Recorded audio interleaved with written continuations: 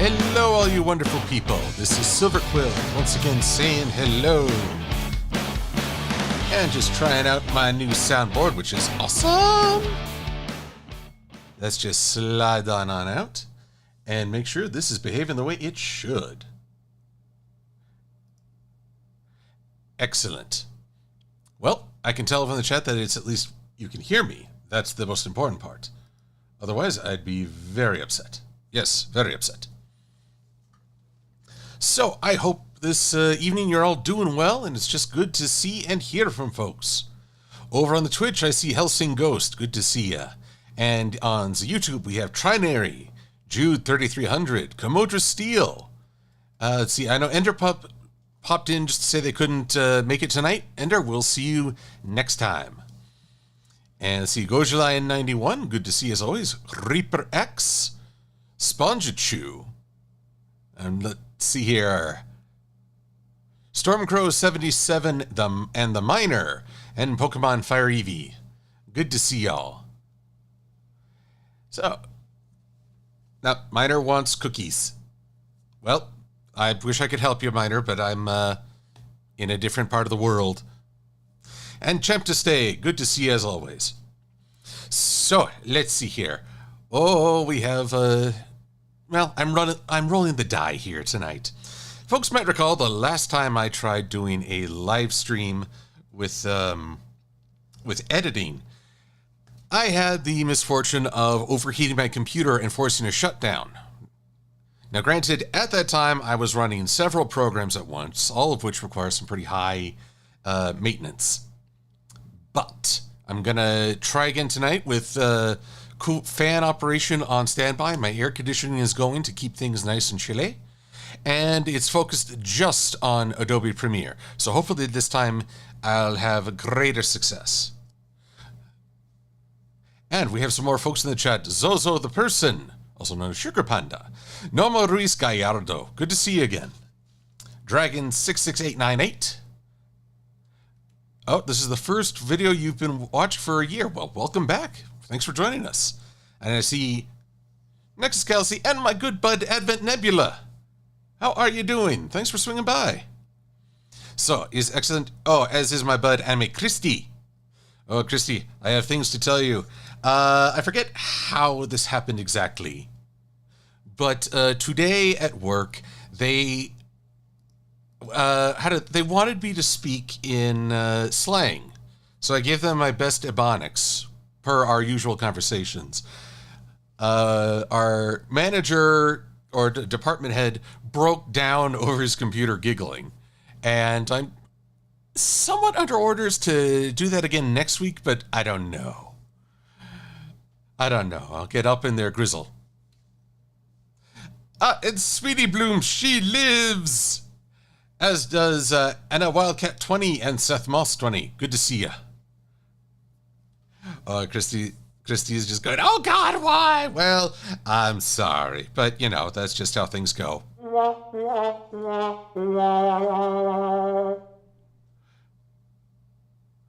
Evangelion 007, I am doing well. It's been a full week, somewhat demanding, but it's good to be here at a Friday. Oh, Advent, I pun our customer service to giggles. She actually appreciates my dad humor. So, this will be good. Pardon me as I pour myself a little drinky drink. But here we are. As from the thumbnail, you can guess that I am tackling nostalgia tonight. Because...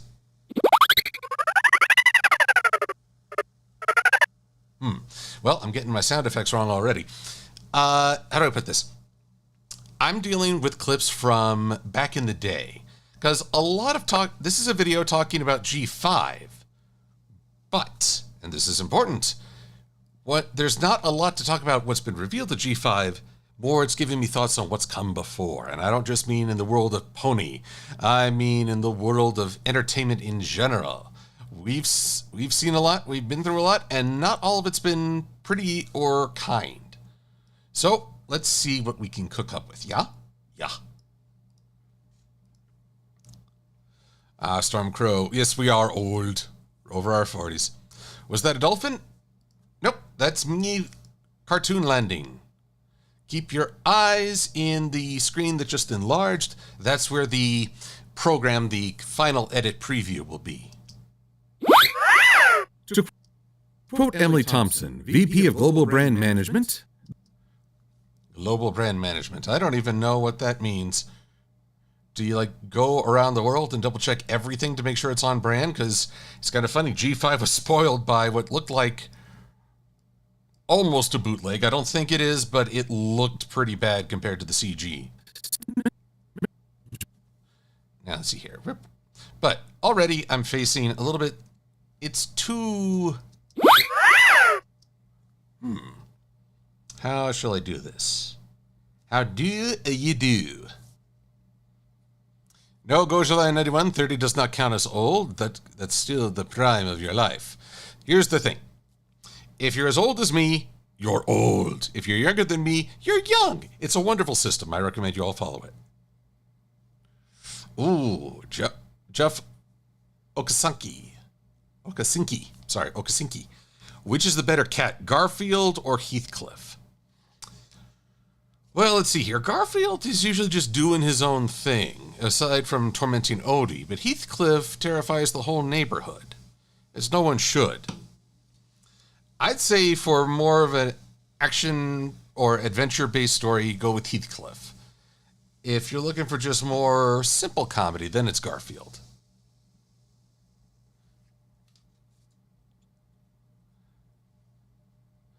Evangelion, if G5 ends up being bad, then we will celebrate G4 all the more. With a firm appreciation of, well, maybe a better appreciation of why. But there's no point in getting worried about the quality now. Yeah? Yeah. All right. How am I going to do this? I think... Here's the thing. The opening will feature Silver-Quill getting blown off screen, and this is him making a graceful recovery. So, rather than having him come from off screen, let's have him get rid of that keyframe because I don't need it.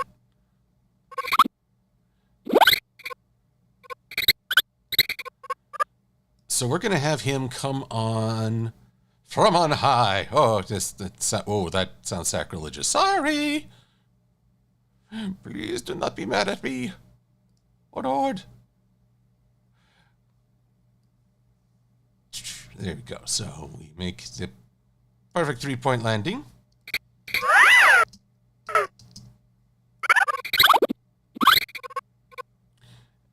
And let's see here. It's not going to... These other keyframes aren't going to do me much good if... his scale alters, so I just have to move these down. I realize there will be no admission during that, the thrilling keyframe moving scene. And keyframe's not even here. Part Griffin. Let's see here. Ah, yes, my nostalgia has been challenged on many ways. He-Man. He-Man.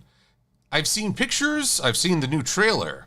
I'm intrigued, but I see people arguing, and I realize that in all of the arguments over Teela's redesign and Evelyn's, and Orko looking far more villainous, no one has complimented Roboto on his poncho.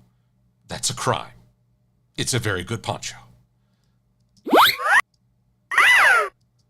Wow.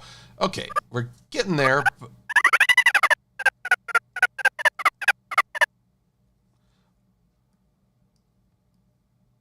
Getting there, but this there we go. Now we're looking better. Now we're sounding better. Good. Now this whole rotation thingamabob.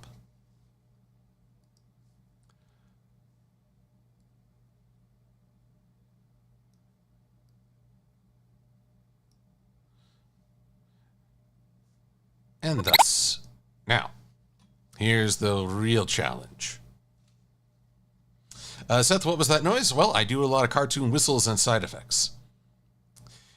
Sorry, Jeff, I haven't read Animorphs. I know of it, but I saw many, I used to see it when I would explore bookstores and be on the front shelf. But sadly, I do not know of it. I have not experienced it personally. So we're going to go with scale over here, and then position.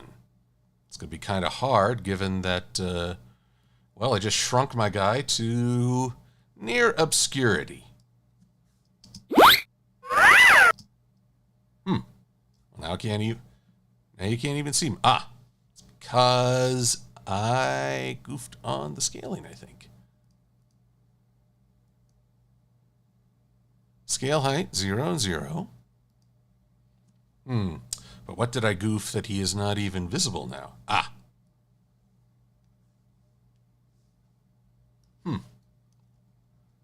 Well, I done mucked this up. See here. Speaking of nostalgia, your thoughts on shows like Mask and Captain Power. Okay, Captain Power was robbed. I know how corny that name sounds, but Captain Power was ahead of its time and was an exceptionally mature show for its given audience. So the fact that it only made it one season and it got canceled because parental groups really had a problem with the central gimmick.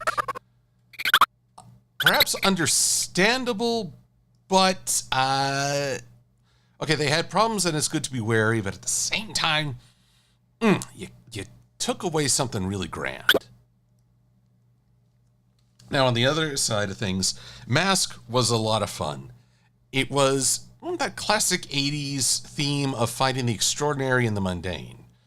Kind of in the spirit of Transformers. You hide the exceptional in the everyday, and then you market the living daylights out of it. Yes, Evangelion, J. Michael Straczynski, who would go on to create Babylon 5, one of the best sci-fis that you ever done seen. He worked on Captain Power, and I think you can see sort of his early experimentation there.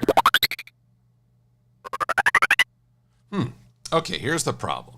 When I scale Silver-Quill, make him a little squishy, it's not keyframing the way it should. And here's why. I should be putting keyframes here, and where's the other? So now if I do that,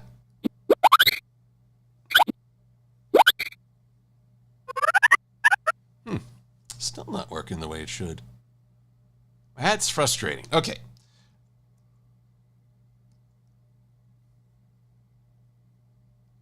Oh, turn down the audio from her computer. Thank you, everybody. I've just turned down my computer audio. Hopefully that will make this a little easier.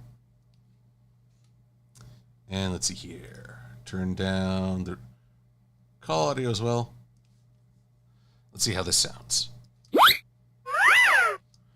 Okay, so the problem is that for whatever reason,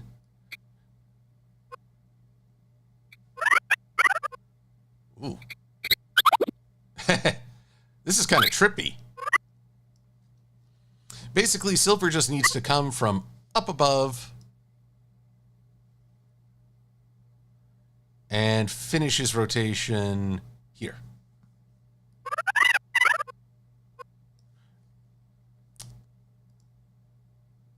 So let's move him up, up, up, and let's cut this in two.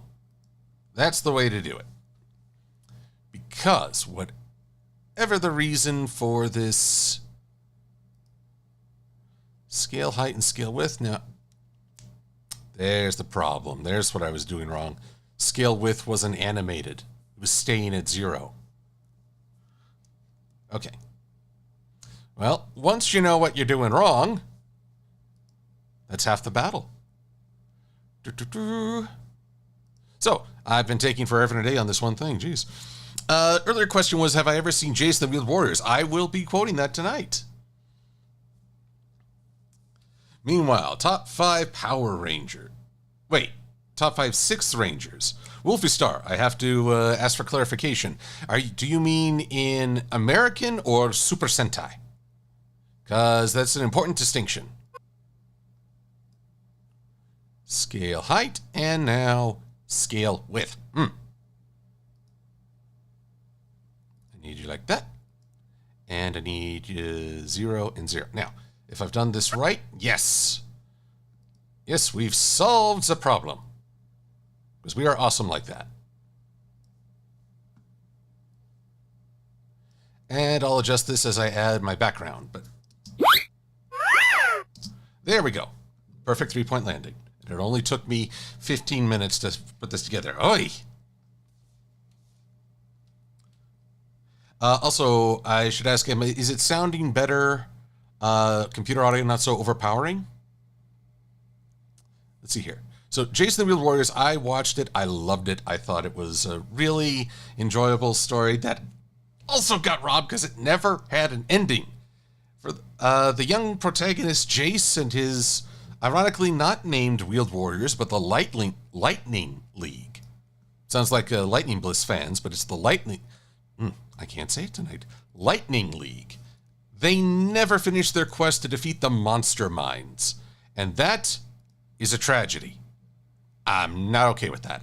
Then again, there was talks of a movie, but they chose not to go with it. And even worse, it would have been they would have killed Jace's dad, because for some reason in the 80s, they really wanted to traumatize people. I mean, Duke, Optimus Prime, all my favorites tended to get killed. Stop killing my favorites. It's mean.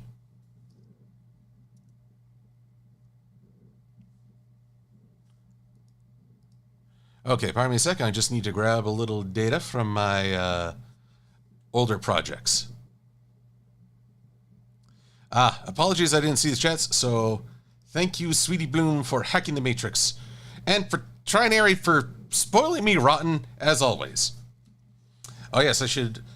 Well, okay, first of all, I need to give a shout out to Fox Anderson, who gave a very generous donation last stream and left me flabbergasted.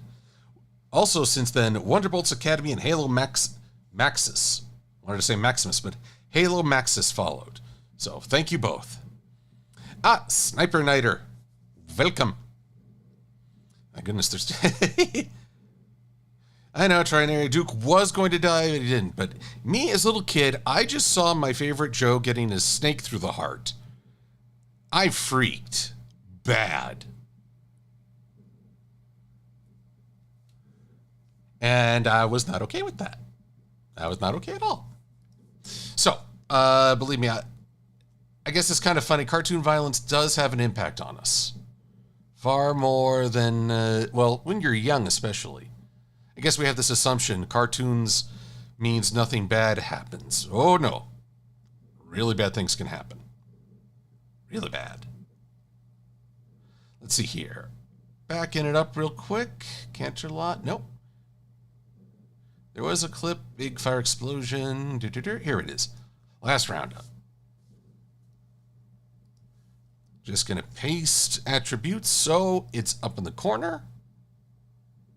Marvelous.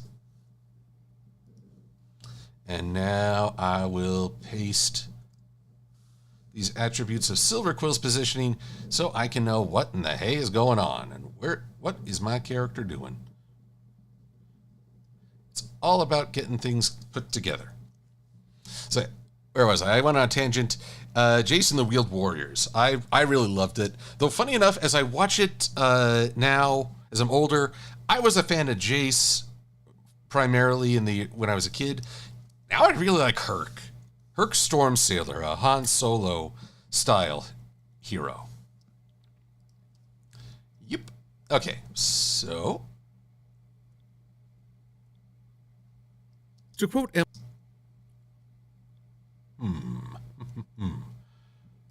let's see here.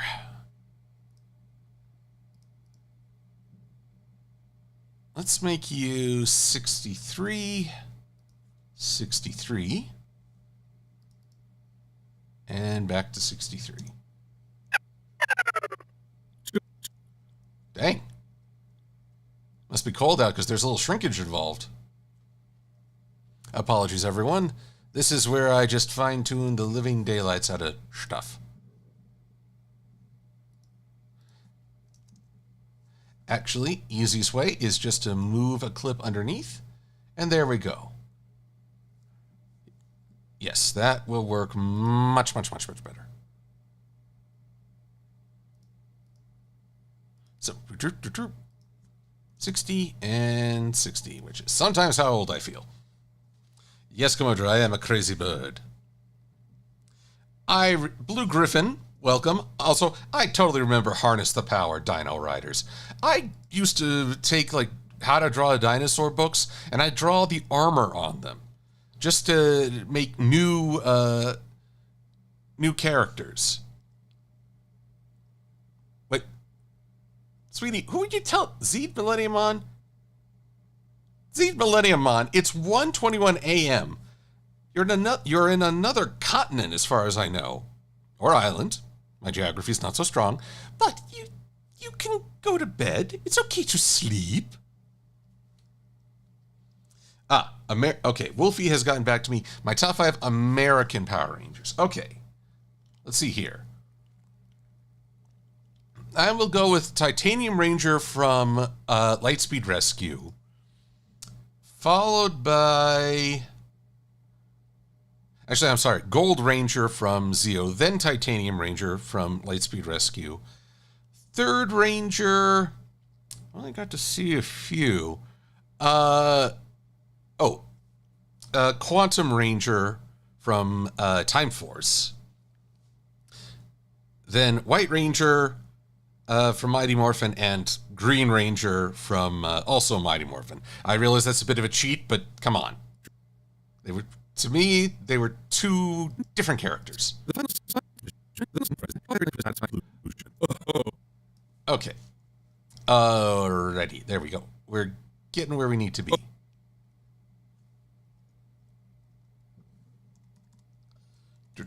Oh. Wrong button. Part of the delay in my editing has been trying to use this brand new toolbox, but it only works if you go with the default keyboard setup. Guess what I don't use? So there's a lot more trial and error involved there. Ah,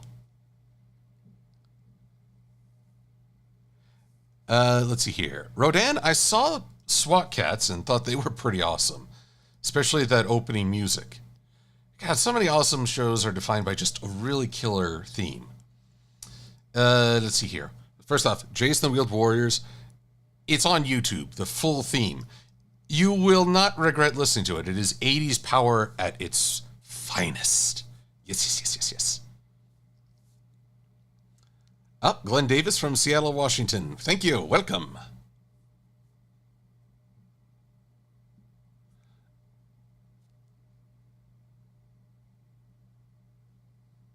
Drinking Bunny and Sweet Bloom, they're probably having arguments over who's staying up later. My goodness. Okay, Sweetie Bloom, insomnia is for the weak. Yes, and I'm very frail.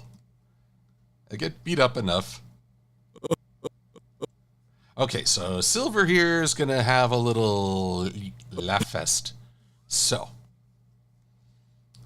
this one's pretty simple. We just go and we put some keyframes down. But not the actual keyframe. She's wonderful.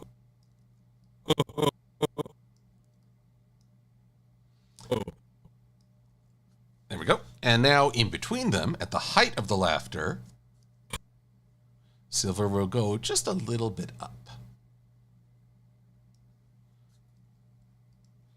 Da-dum. Da-dum. This is why I don't have a guest. You'd have to hear me and them over the editing. Okay, Corey, 2000, I'm actually out of touch with Power Rangers. Was there a Plutonium Ranger? Good gravy. I could see it happening. They've used just about every other color.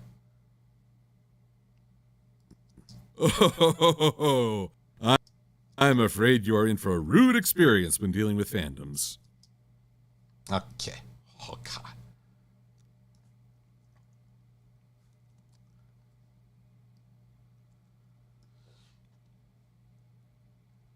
And let's see here. Get that properly layered and extended. I'm afraid you're in for a rude experience with dealing with fandoms. And it felt like the right time to close that chapter of pony history. Now that... Ooh, flash frame. Flash frames. These are the worst things. These are the absolute worst because they're just one frame. Normally, there's like 30 seconds in a frame. 24 if it's a movie. But there's like just 1/30th of a frame that's wrong. And it's just blip, and it's gone. But the audience sees it. You see it. You know it, and you curse the fates. You're like, why? Why did this have to happen? How could this happen to me? I made my mistakes. Got lost in the game. There we go. Duckman. There wasn't a Plutonium Ranger. Okay. Something for the future. I betcha there will be. Sooner or later, they'll run out of other themes.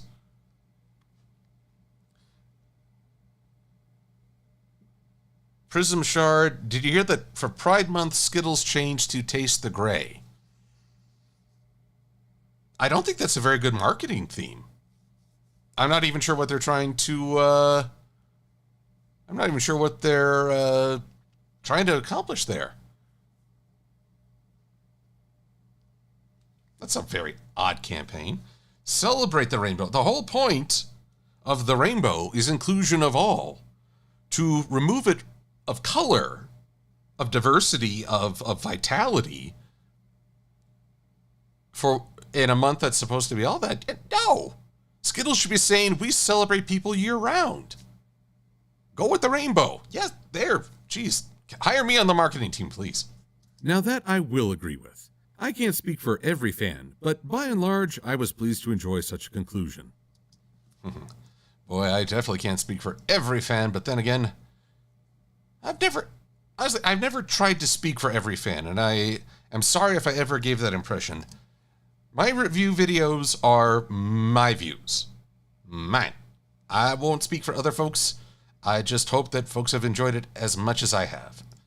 And if we haven't, we can figure out why. Now, curse you, computer. You're supposed to match frame. I swear, whatever Premiere did to shut me down, whatever it did to undo all my customization, it's really tripped me up. Alrighty. Jeff, I would hug Pinkie Pie, but she's a cartoon. I instead have my my Pony Sona do such a thing and enjoy it. All the hugs. My voice is cutting a bit in and out. Okay. Well, you might be hearing my voice against my voice. Zeed, you wonder why some people in the chat have blue screen names. Both Sweetie Bloom and Trinary, also known as Jonah, have moderator status. They help me keep the peace and basically they help moderate the chat because sometimes I can't split my focus.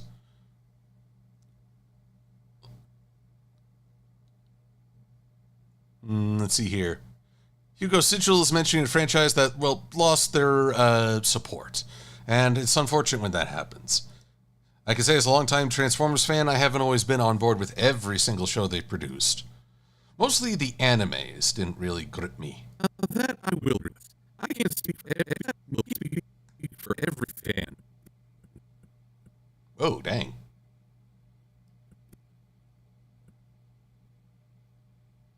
This is always a bit of struggle. When Silver turns towards the audience, I feel like he should be a little bigger in their view because he's turned towards them. But this feels a little too extreme. I feel like I go through this debate just about every time I edit a video. How big is Silver-Quill in proportion to his ego? Let's go with just slightly bigger.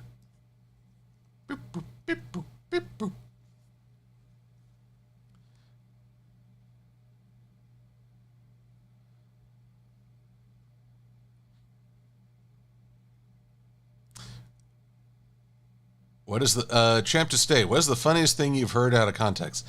Nothing I can say here on YouTube. At least not me. On my channel.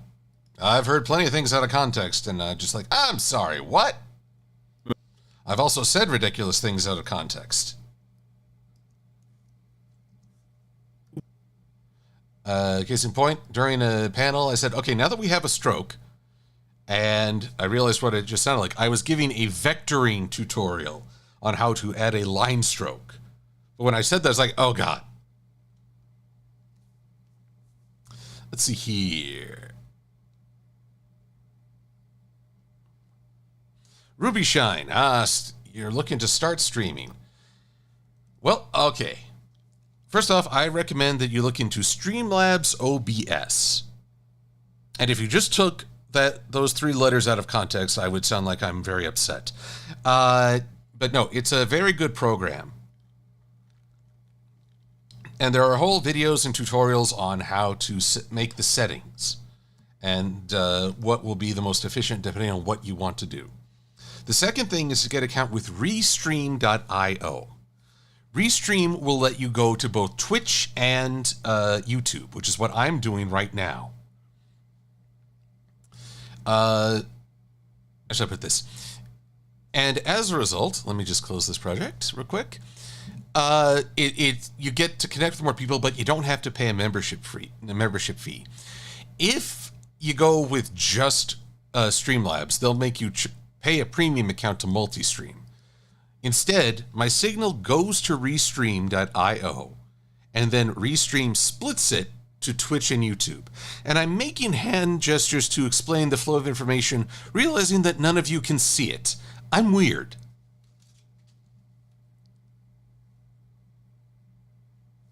Well, Seth's saying, I wish I could talk like this fast. That I will agree with. I can't speak for every fan, but by and large, I was pleased to enjoy such a conclusion. Here's the thing. When I first started doing these videos, I did actually try to talk like Yahtzee from Zero Punctuation. Not smart. Rodan, why did I cross the road? Probably because I ticked off someone on this side. But then, surprise! Someone else is mad on the other. I mean, as I said...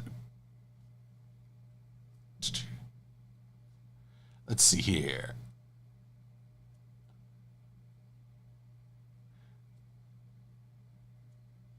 I'm just scrolling through some comments.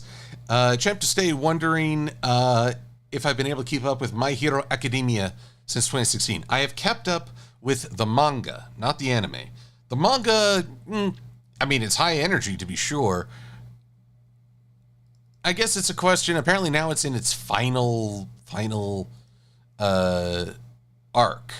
I will miss it when it's finished, but at the same time, I'm kind of glad it's not going on forever like like The Simpsons or, you know, I really love One Piece, but at the same time, it's been going on.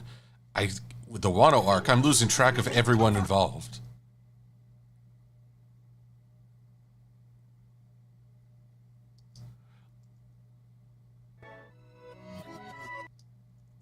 And I'm probably making folks read just by seeing the last problem. But here we go.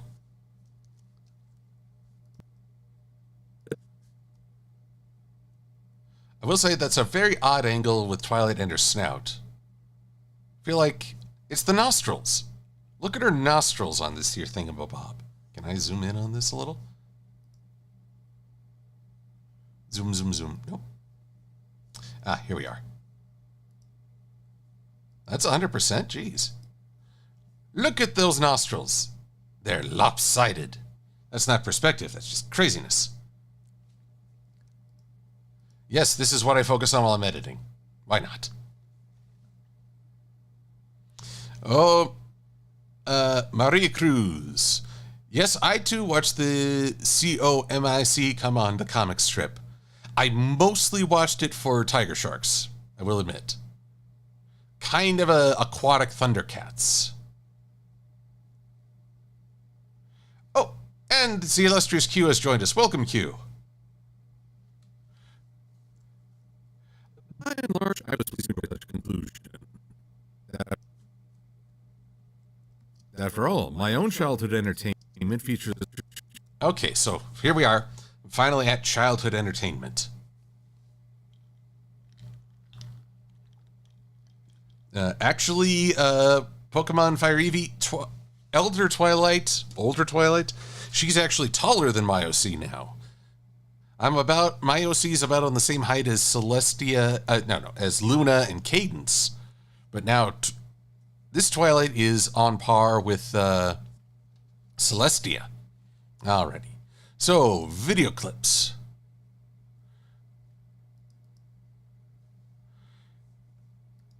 How about Centurions? I'm scrolling through, trying to think of a really good clip of Centurions. Power Extreme. These guys were always fighting against the evil Doc Terror, but they never officially beat him. Alright, this is supposedly from the final episode where they introduced two new Centurions.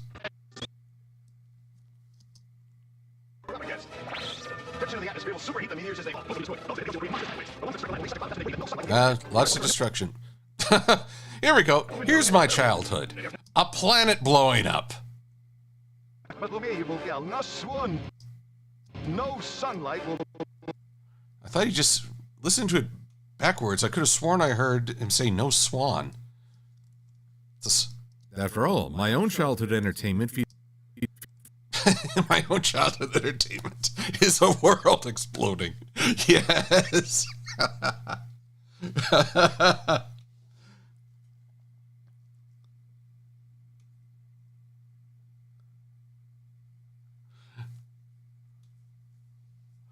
Okay, yes. That's something else. My own childhood featured... features a slew of unresolved conflicts. A slew of unresolved conflicts. Now, who we got here? We've got G.I. Joe. I mean, again...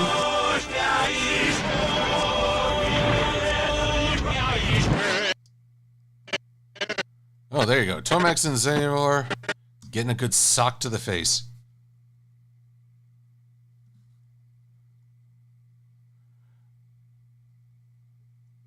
Try and air it. Well done. I appreciate any good reference to Hitchhiker's Guide to the Galaxy.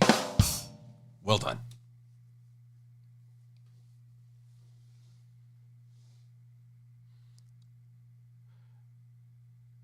Let's see here.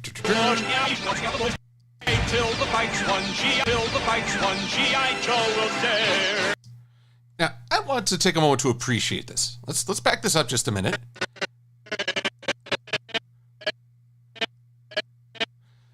You actually get to see them connect.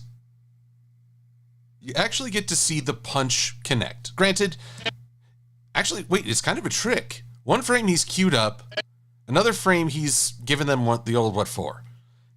But there's no implication, there's no cutaway, there's no there's no character off screen wincing, and then you cut back to the fight. There's no white flash like in Mucha Lucha, or cutaway or sound effect things. You could get away with a little bit more back in the day. Ooh, that's not the right end frame. Okay, that's my out. Features a slew of unresolved conflicts, unfinished quests. Unfinished quest. There's no question there. As I said, Wheeled Warriors. Wheeled Warriors deserves, what should I do for a clip of Wheeled Warriors? The whole point is that Jace there on the left is trying to find his father on the right. That way they can unite a mystical item which will defeat their lead enemy. Form of Sawboss. Sawboss. It's a plant that turns into a vehicle, don't it? It's 80s. I wish I could explain it. Okay. So, this is from the final episode, which, funny enough, is more about Jace versus this young guy, who's more of a victory at any cost. But what's the best... Now, you know what? The best is actually from the opener, where we see Jace and team running. Lead his Lightning League. It's a very odd crew, but it works. Victory over the changing. You know, Jace is a kind of hero or protagonist I miss. If I take off the rose-colored glasses, how should I put this? I think cartoons of today are superior in many ways. Storytelling, animation, characterization, you name it. But the one thing I think the 80s still has over it is that they are willing to show characters who are good for the sake of being good. There's not as much of an emphasis on character flaws, okay, but these days it seems like if you're trying to be noble, you also have to be extremely goofy, or corny, or in some way a joke. We're afraid to show someone really standing on that moral high ground, and I just triggered all the Star Wars fans into quoting. Musical numbers? Do I have favorite musical numbers? They're mostly from My Little Pony.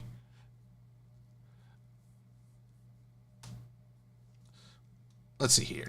And usually abruptive ends. All right, abruptive ends. Yeah, things just stop. I think for this one, the Bionic 6. This one's not talked about a lot, but it was also really good. That's true, Q. Thundercats didn't have they never properly beat Mumra. At least not forever. In the final episode, however, they did restore their homeland to its proper status quo. And Blue Griffin is right. The 80s weren't big on continuity. That's why I celebrate it so much now. I'm so proud to be a super future family. I don't know if you guys know the Bionic 6. Basically, the $6 million man, the Bionic Man, he married the Bionic Woman. They had kids who in turn also became Bionic. And as a result, both biological children and adopted children formed a family of 6. How are you going to save yourself? Oh boy, am I going to get it. Now, the reason I chose the ending to this is that basically they go to a cartoon world, they defeat it using the cartoon logic. And so the ending, this series finale, they don't defeat the bad guy forever, but we still get a bunch of farewells. And usually abruptive ends. Except this wasn't an end, as we'll be returning to Equestria with the movie. Okay. So, now that we have an end, let's go with a clip. By the way, I realize I'm probably missing a lot of questions in the audience. My apologies. Focusing on the 80s is a little harder. Bionicalism. You mean Bionicle? I watched the movies like Mask of Light and all the fun ones. I'm not as familiar with the backstory, so I was really playing catch up with a lot. But it seemed fun, and listening to the creator interviews, it sounds like they have a very deep story behind it. Yes, this is how I created my thumbnail.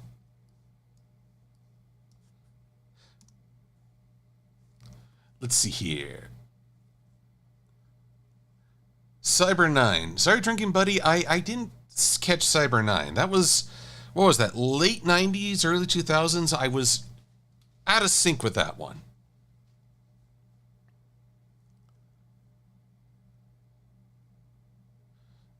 Let's see here. So, let's see here, Will.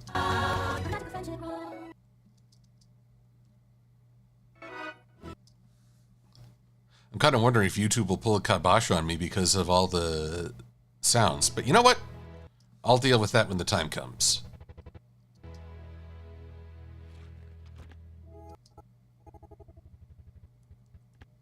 And there are ways to deal with it. There we go.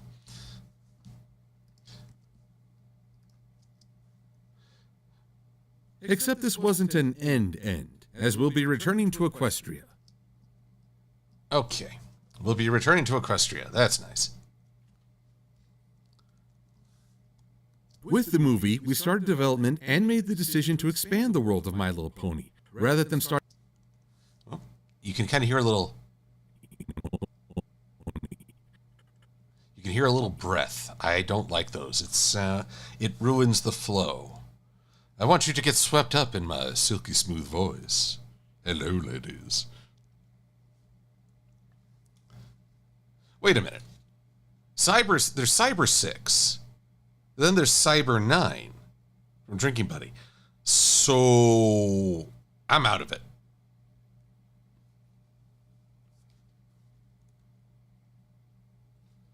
I think I'm missing at least one. I know of, I think it's Cyber 6 masquerades as a school teacher in the day, and a man is really a female kind of thief at night.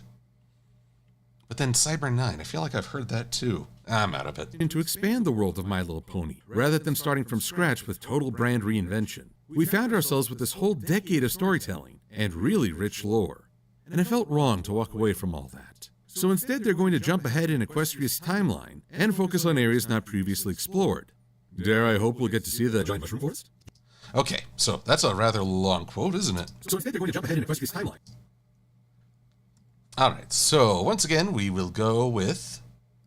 To quote Emily Thompson, VP of Global Brand Management, Emily Thompson. She's the one who wrote the press release that first broke the real news. ISQ. MLP, the next generation.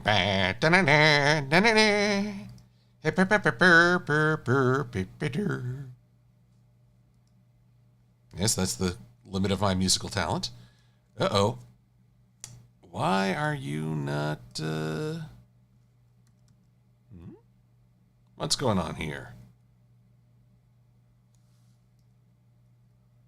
For some reason, setting an in is suddenly not working. Mark? In? Well, let's just see what happens when I overlay. Nothing is happening when I hit overlay. It's a little concerning. Back to the original image. Why not? Oh, I think I know why. Yep, because I messed with Emily's photo here rather than going to the source. My bad.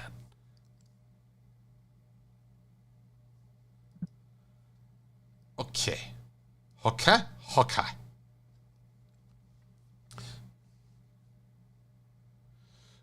Pokemon Fire Eevee wonders if the spirit of the tree will be in the new generation.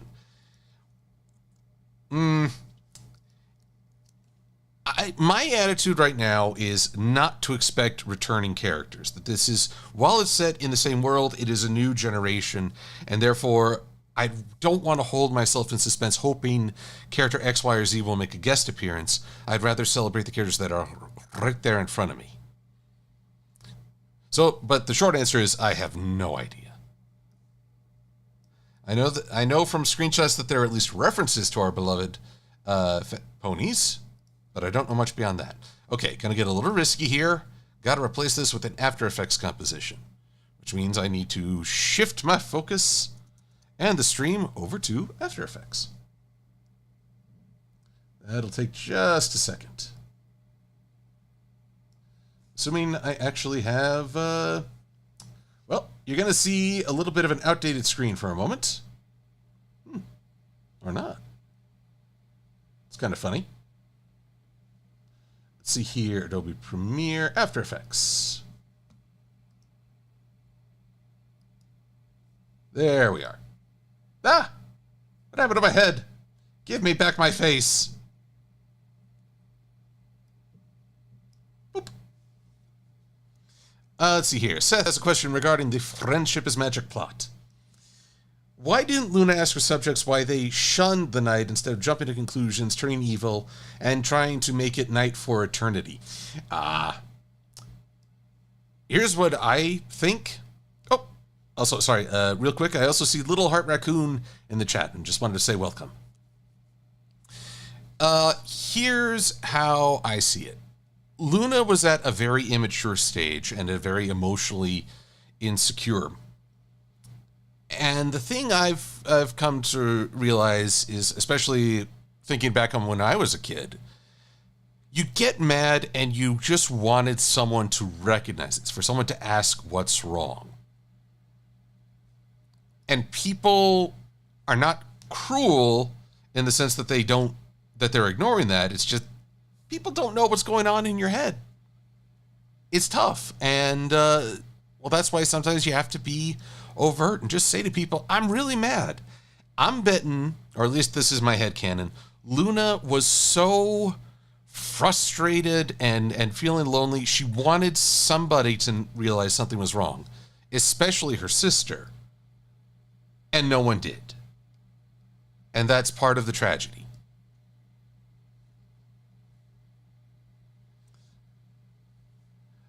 Let's see here. Cyber 9. Okay, Cyber 9 must have been the Fox Saturday morning cartoons I'm aware of. But then Cyber 6. Where do I know Cyber 6 from? Also, greetings, CT Stormwing. Welcome one and all. Let's see here. So, now I have to quote, and I have to get, let's see here. Title safe. I don't understand why this doesn't pop up by default. It should. Why am I not hearing this? That's strange. I should be hearing my audio. Oh, no wonder. Preferences. Audio hardware. Pardon me, I've got Spinny Beach Ball of Doom. There we are. It should be going out to multi-output device. Okay. With the movie, we started development and made the decision to expand the world of My Little Pony, rather than starting from scratch with total brand reinvention. Total brand reinvention. Okay. Now we're talking. But we're not talking total brand reinvention. We're talking good old continuations. Let's see here. With the movie, we started development. Total.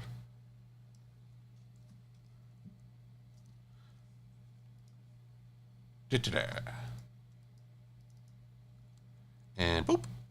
Ugh. That looks pretty ugly.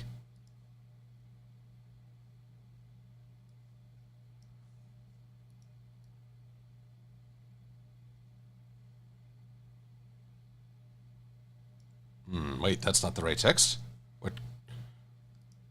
Copy and paste has failed me.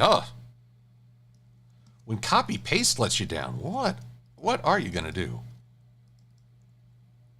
Actually, it's amazing how often it has failed me. It's not the best system to rely on. Okay, let's see here. Text, animator, range. This is the typewriter effect. This is what gets the text to appear on screen as if someone were typing it in real time. Okay, that's better, but not great. This is justified. Justified text, which basically it spaces out everything so it's a perfect square.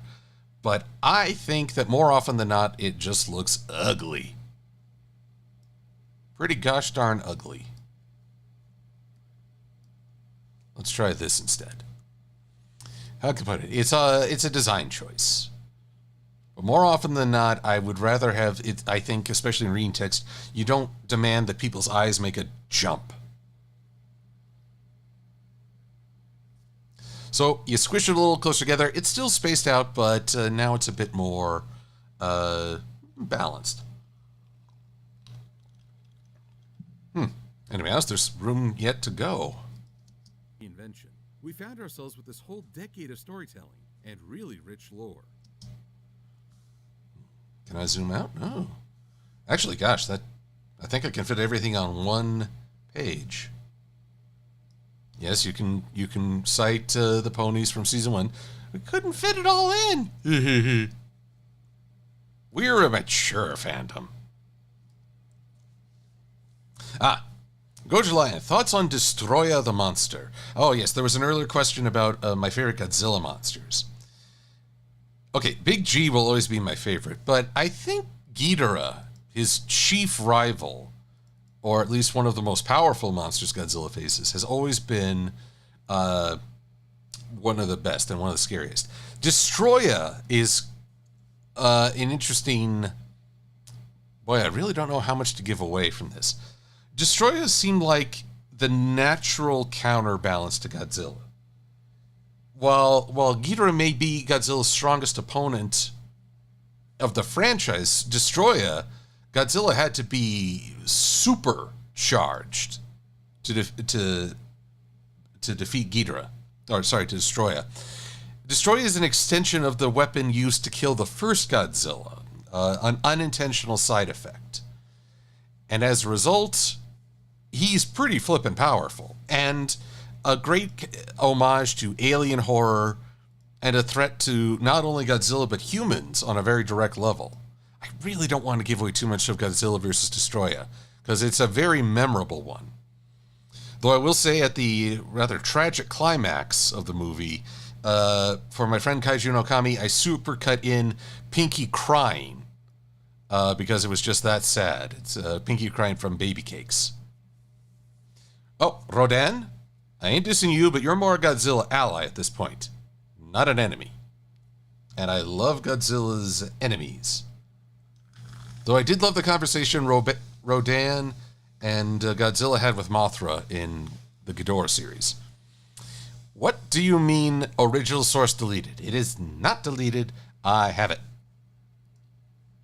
I am vexed.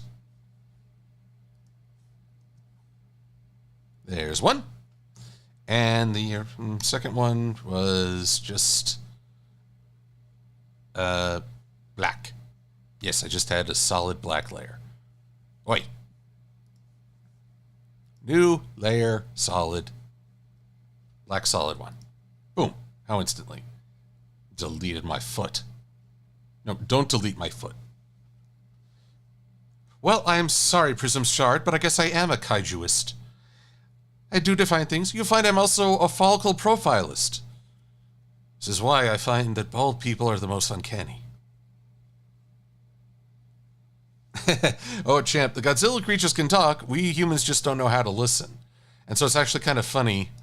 The only ones who understand are Mothra's miniature twins. And they're saying, oh, Godzilla, what terrible language.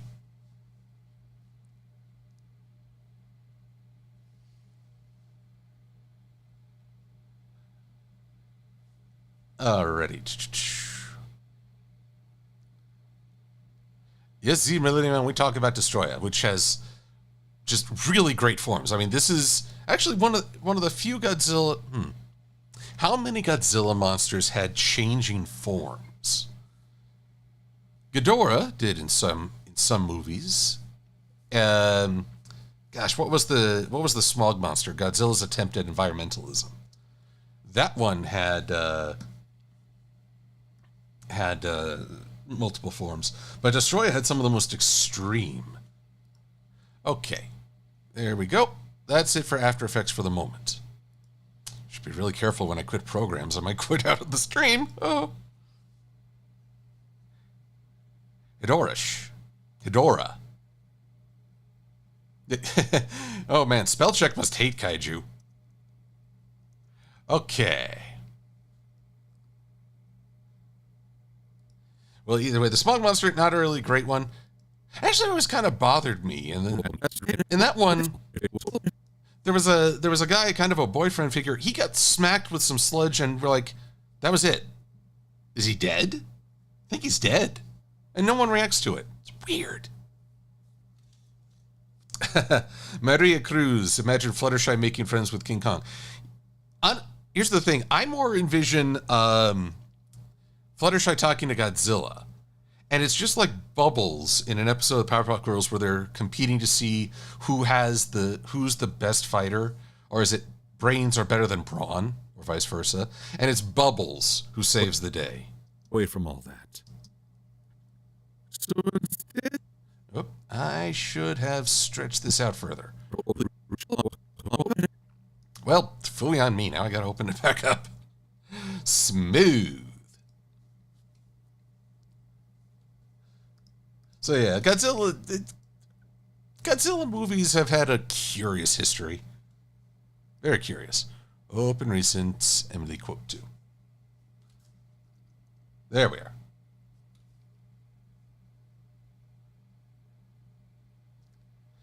Biollante, okay, Dragon 66898. Biollante did have multiple forms, and the latter one was terrifying. I mean, what happened to that beautiful rose? And suddenly it's like, I'm coming for your soul. It's like, dang. I mean, how many? I know that, like, the original Ghidorah required something like 7 puppeteers for its various heads. Now, how much did Biollante require for that final form? Oh, wow. No, I just changed the settings terribly. Composition settings is supposed to be 18 seconds, not 18 frames. 1800. There, that's better. Whew. Yup. And you do. Much better. Let's see here. Who do I think would win in a fight between Biollante and Perfect Chaos from Sonic Adventure? Okay. Biollante is a titanic plant combined with Godzilla's DNA, the representation of our fears of genetic engineering. Chaos is water, a consciousness of not only the main body but the surrounding water. I'd say, given the immense power of like a jet blast of water, it's got the advantage over Biollante, even though plants feed on water. Although, unless we're going with Battle Beasts logic, which is another thing from the 80s, wood beats water.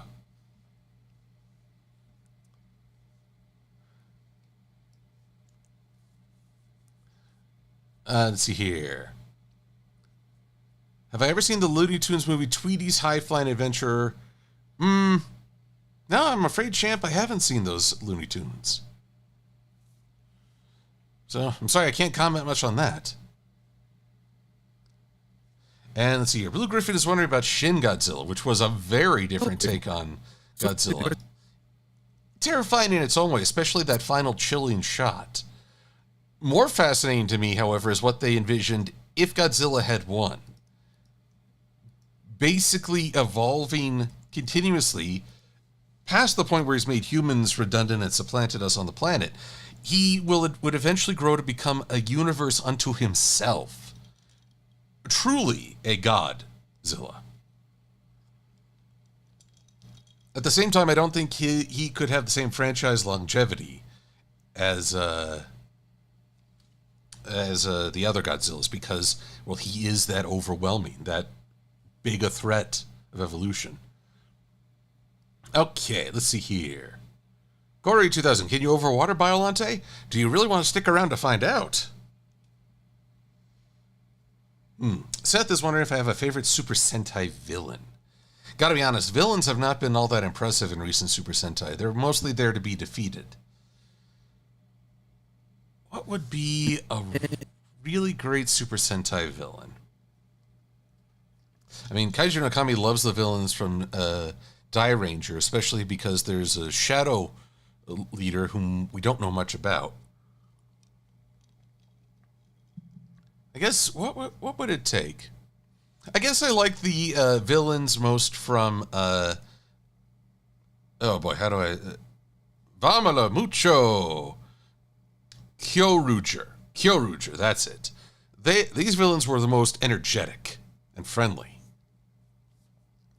But also menacing. They were a combination thereof.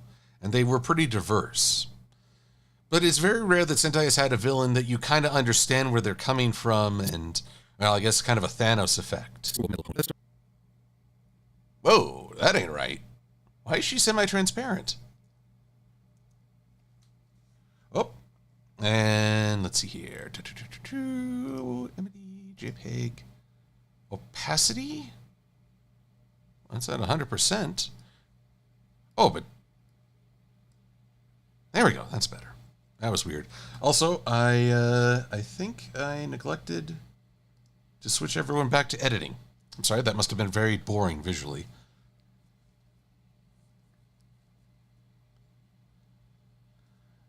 Let's see here. Hey, River. Welcome. Starting from scratch with total brand reinvention. We found ourselves with this whole decade of storytelling and really rich lore, and it felt wrong to walk away from all that. Alrighty, so let's see here. So instead, they're going to jump ahead in Equestria's timeline and focus on areas not previously explored. Okay, now, wow. I've hit an empty spot where Silver-Quill is not displaying his mug. So this too might not be the most thrilling. This is basically, I try to make my videos fun, but there's a lot of components that it's probably And focus on areas not previously explored. might not be the most thrilling thing to see. But honestly, guys, if you don't make time, you're not gonna get projects done. So this is as much me carving out time to make sure I have a new video and not just art streams for everyone. Dare I hope we'll get to see that giant mushroom forest? Generation Alpha, sorry. Let's see here. Champ to stay. What is the weirdest record you've ever heard of? The weirdest record? Actually, I think the weirdest thing is that always those accusations that if you played a record backwards, you would hear some sort of cultish chant or message. But I've never actually seen that. I only know there was a movie, Little Nicky, with Adam Sandler. They did a quick joke to that. River, your day is finally complete. That's always a good feeling, just to be able to kick your feet up and say, I did it. And yes, a little hard. I would make more Illustrator tutorials. I would think I would do so as I did graphics for my next video. Can't do it for this one because the graphics are pretty much set. But in getting ready for, I believe, the Patton Oswalt episode with his family as voice actors, that will be my next episode review. Reaper, enjoy a wonderful dinner. Timeline and focus on areas not previously explored. Dare I hope. Okay, so now we need Silver-Quill being a little smug. Smirk, smug, talk. My naming convention sees me through.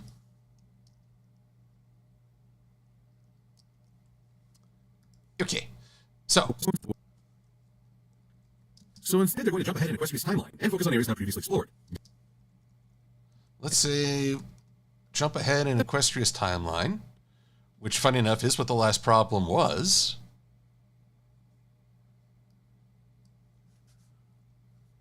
Little jump. Season 10 filling in some of the gaps.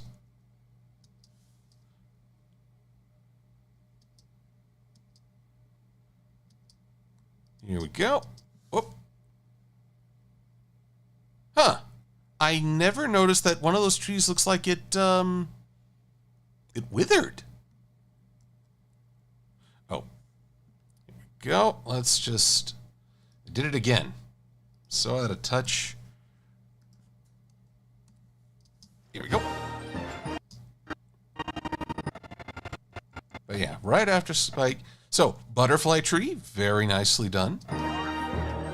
But what's up with that tree directly over the dragon's head? That tree looks like it's seen better days.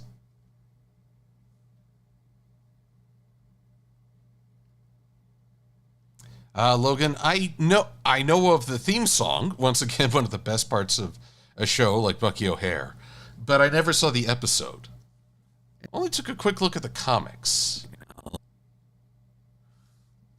And even then, this was a magical time when comics were displayed in supermarkets. I don't know why that went away, but I think comic book shops gained the monopoly. Which is well, it's both good and bad.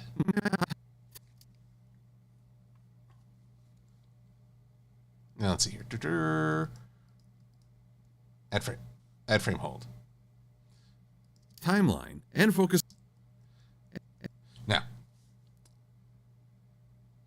"Oh, sweetie, well done. Don't judge the tree. Leave it alone." And the audience goes wild.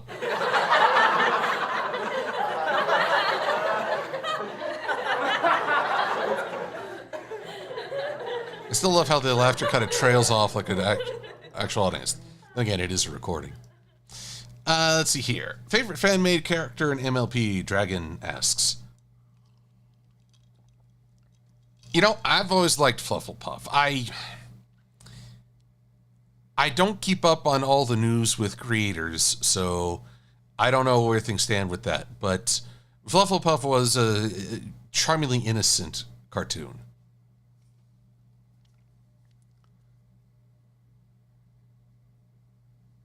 Let's see here, Nate.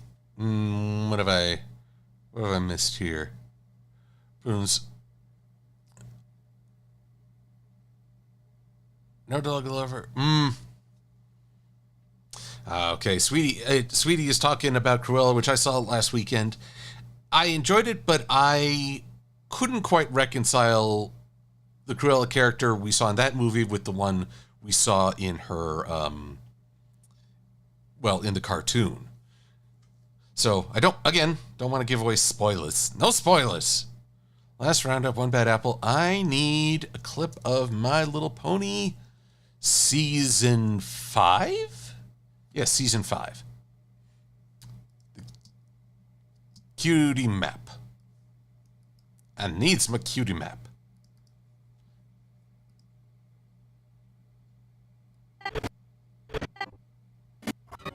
Yada, yada, yada. Let's see here.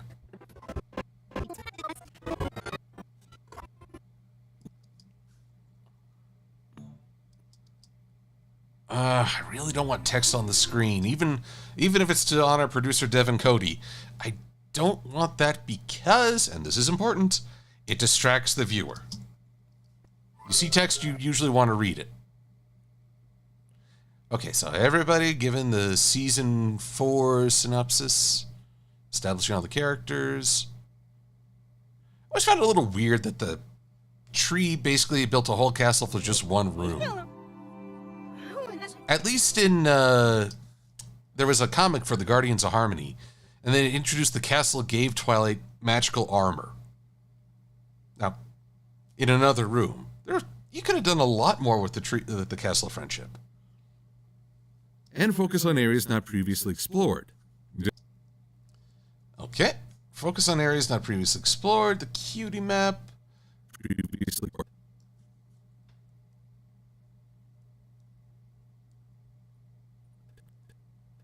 Okay, yes, that works well. For a minute there I thought Fluttershy was smiling, but no, everyone is properly shocked. I mean, it'd be kind of funny if Fluttershy is the most chill. Now, there were giant mushrooms somewhere. And no, I'm not talking about special shrooms. Oh, little hearts, have a good night.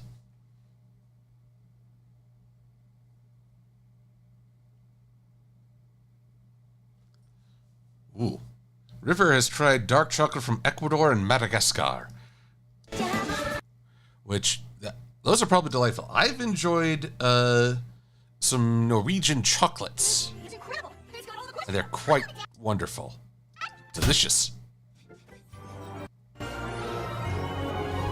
No? Well, this is just gonna bug me.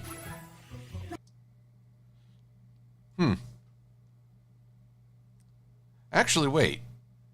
It's funny, looking at this map, there are all kinds of things I wonder about. Lower right corner of this shot. That castle with the... well, it looks like a castle. A little bit, I'm going to say west of the... no, east of the Crystal Empire. I feel like I've seen that before, but I don't know what episode.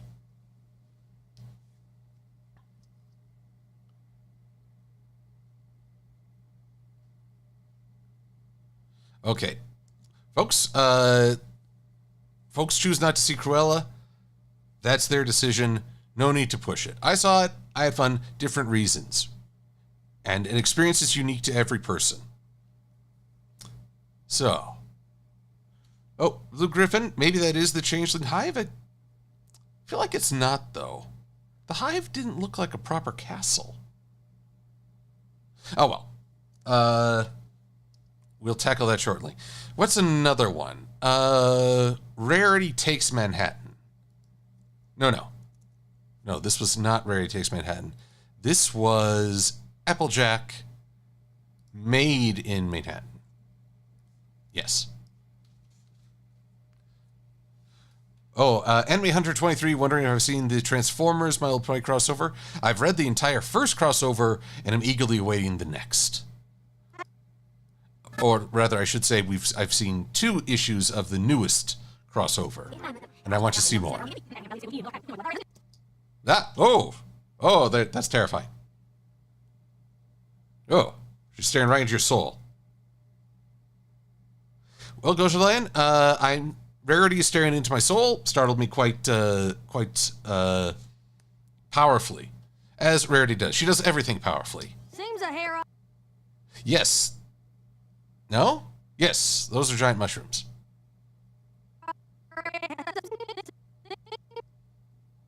Seems a hair odd, though, don't it? Matt calling me to a big city like Maine.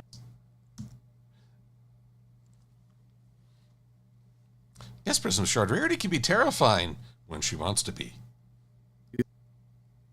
Okay, so this is a little something I do. Here's a little trick I make. Oh, yes, I'm very much a Prance fan. It's a magnificent game. Let's see here. So... Dare I hope we'll get... Okay, we're going to frame hold here. Yes, and hold. And... effect controls, scale, position. And we zoom up to where Applejack looks a rather low quality. Apologies, Applejack. Rarity would find it unfabulous to be so pixelated. All I want is that mushroom forest. Some of them look like mountains, but I swear there are mushrooms in them dar hills. Now, I'm going to nest these. That means make a little sequence within the sequence. We'll call it Mushroom Forest. Where I believe there's a resident plumber. In fact, that could be the plot. They need the best plumber in the land, so they have to go to a mushroom forest to get him.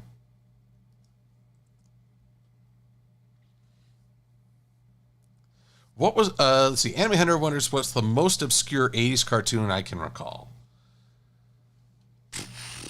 There were a lot of obscurities.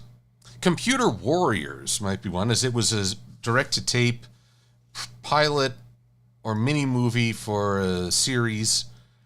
We did a reviewers react to that.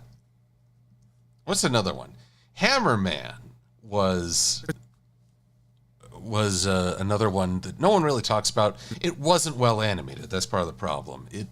And the characterization wasn't always great. In fact, more often than not, it was rather absurdist. Let's see here. What were others? Chuck Norris and his Karate Commandos. But that gets showing on Adult Swim for April Fools at times. Or at least for a time it did. Corey 2000, Mushroom Florist, a place for a fun guy. Well done. Oh, Corey, yes, Pro Stars. Wow, that was a weird one. Basically, was it Bo Jackson, Michael Jordan, and Wayne Gretzky as superheroes? That was an obscure one. It's kind of there are so many cartoons that were based on celebrities and the star power. There was a world wrestling cartoon. There's Chuck Norris. There was Mr. T. Really, I think the last one I saw that was in that spirit was Jackie Chan Adventures. Oh, Blue Griffin, I can't claim credit. Corey made the mushroom pun. Scored the landing. Let's see here. Wish Kid. Oh, God. Wish Kid. That I saw like one episode of that. Macaulay Culkin gets his own theoretical show. With live action characters giving the introductions. It's an odd genre. And I don't think it works now because, well, most celebrities are playing heroes already. Generation Alpha. Sorry, who? Okay. What's wrong here? I put 2 horizontal flips. That's why I'm facing the wrong way. So, once again,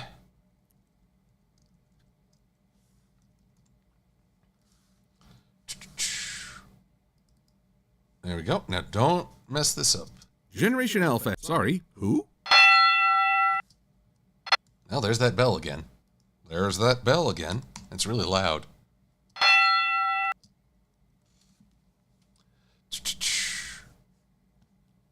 Let's see here. Favorite card game. Okay, champ. Well, right now it is Prance. Prance is a lot of fun. It's portable. It's easy to play with folks, and you really get to see the various skills. Some folks are super quick reactions. Other folks can count cards like no one's business. I do neither of those things. I make annoying jokes and try to distract people. It's super effective. No.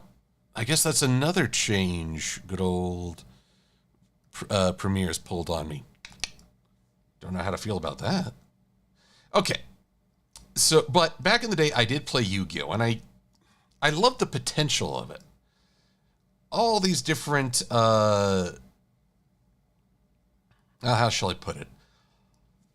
All these different combos and character types, and of course, dragons. But unfortunately, it became clear after a short time playing that it's definitely not like the anime. And really, a system that allows infinite combos really is undermined by its own power creep. It's unfortunate, but true. User. Hello, user.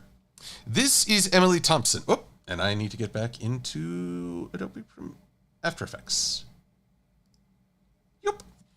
This is Emily Thompson, Vice President of Global Brand Management for, I believe, Hasbro. Or is it Boulder Media? I have to double check that.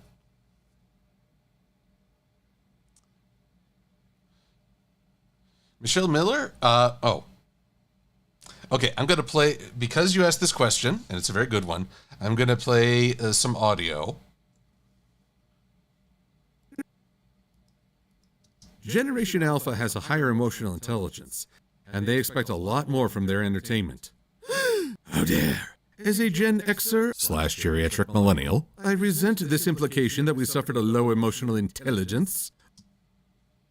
Let's get that audio level balanced out. Did a little pickup there.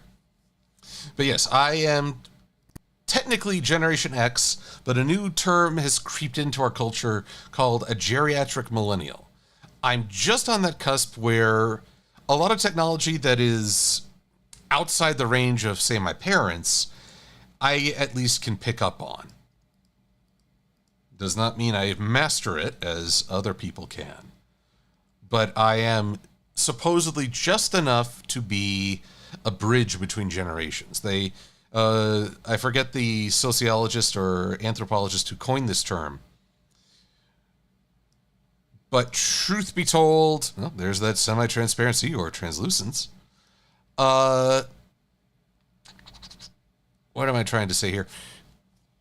They say that we'll be the best managers. That conveniently ignores the fact that I am an introvert and do not seek management. I've decided I am not management type. I am the person who wants to do their work and do a good job without having to worry constantly about how everyone else is doing.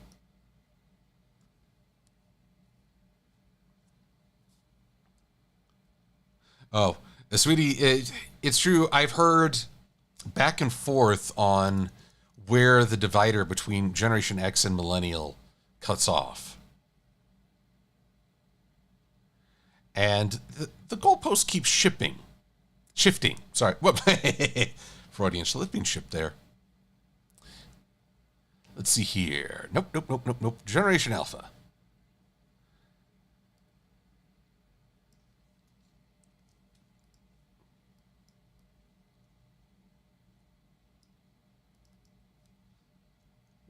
Ah. See, this is where justification just is horrific. Look at that. Look at that. That huge space between higher and emotional. No one wants to read that.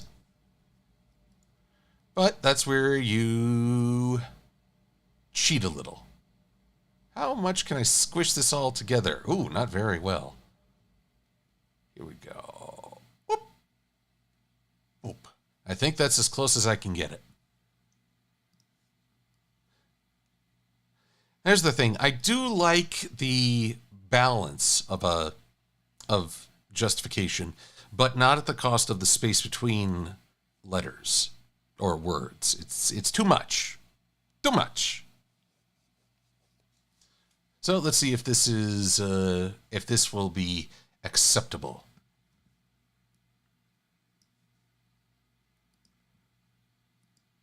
Text animation.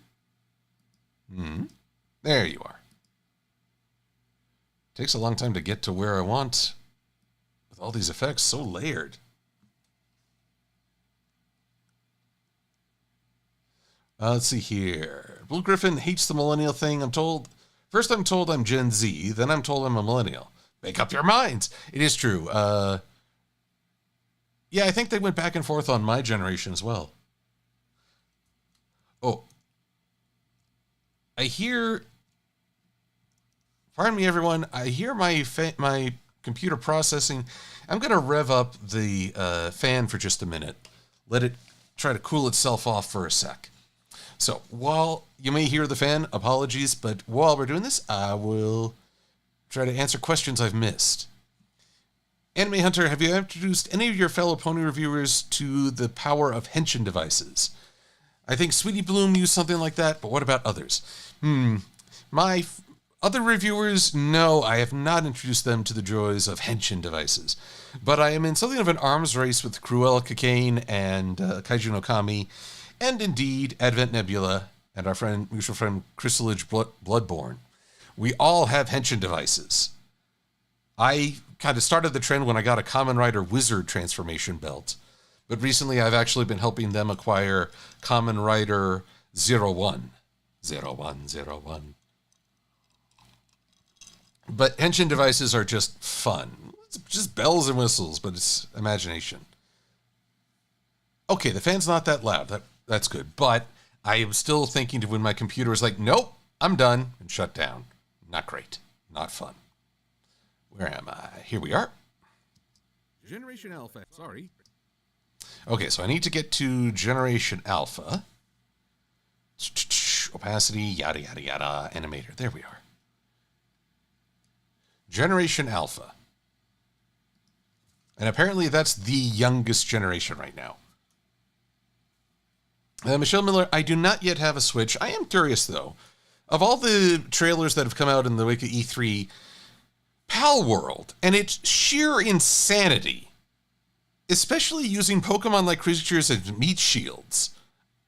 I'm like, what? There's a demented part of me that must know more. Sorry, who?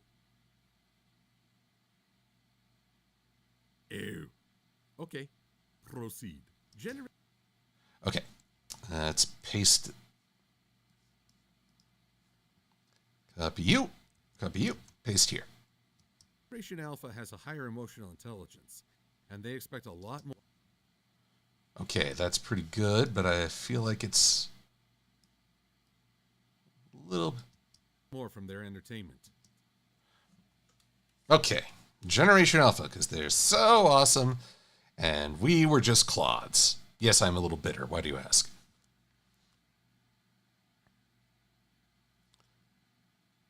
Jeff, are they making a new Titanic? Like an actual boat? I wouldn't go near that. I mean,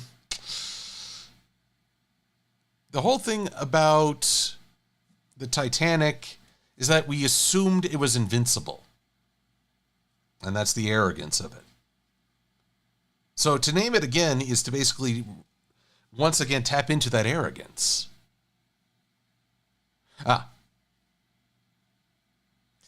Prism Shard, I have watched a few picoseconds of Cobra Kai.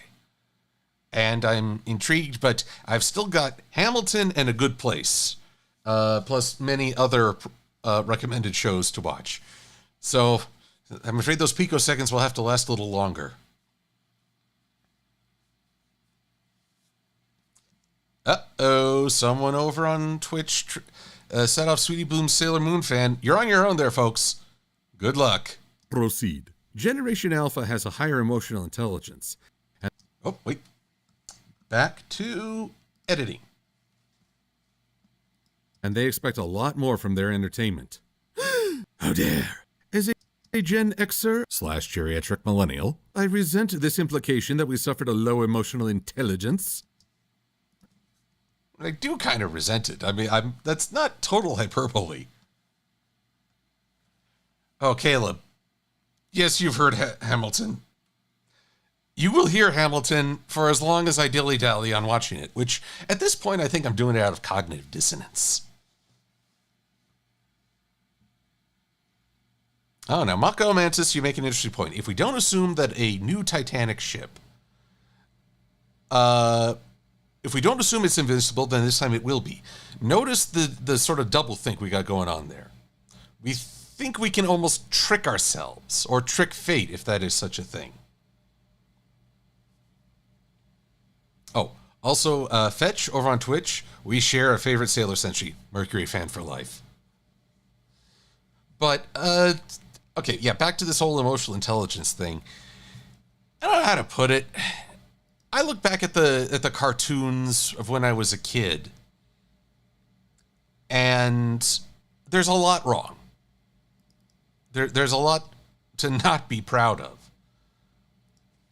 But at the same time, I have this view that we wouldn't have the cartoons of today, including more positive messages, if we didn't have the 80s and 90s first setting a bar for animation and storytelling, but also showing its mistakes, what people can overcome or change the perception. So I don't think it's that children of that time were less emotionally intelligent or aware, but they were in uncharted waters. The children who watched shows then are the ones making shows now. That's evolution, not of awareness and of an art. Yeah, evolution of an art, rather. It's not the fact that kids are more emotionally intelligent now. It's that we're learning from past mistakes, and I really want us to keep learning from past mistakes. Ah, dear. Wow, I've gotten on my soapbox there. Okay, so now I got to back it up because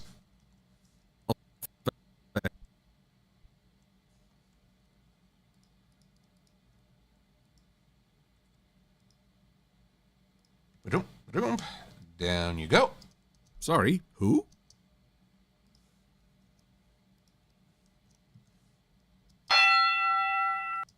If you didn't get enough of the bells at the start of the video, which some of you watched when I edited that several weeks ago.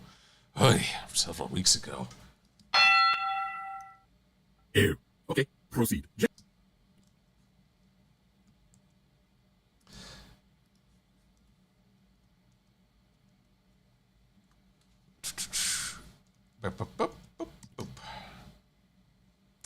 Digimon. That was the first series this Dragon mentions.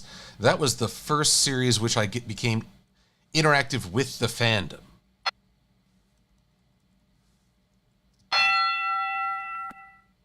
Ew.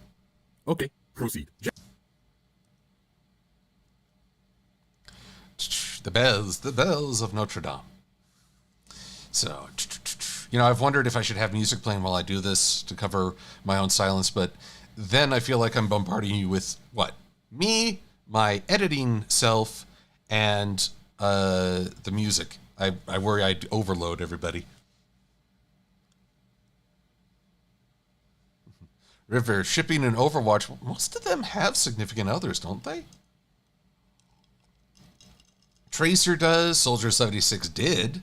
Anna has a husband, but thinks she's dead. That's rough.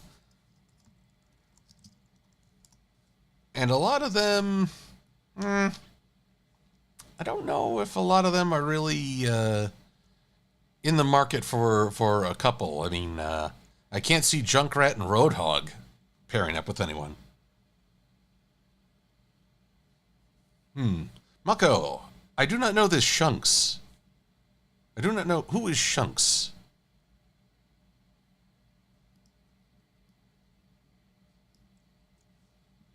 Okay, here we go. Generation Alpha, the definition. Oop. Ugh. Oh. Oh, this is not right. You can't even see it? Let's see if I can get this window real quick.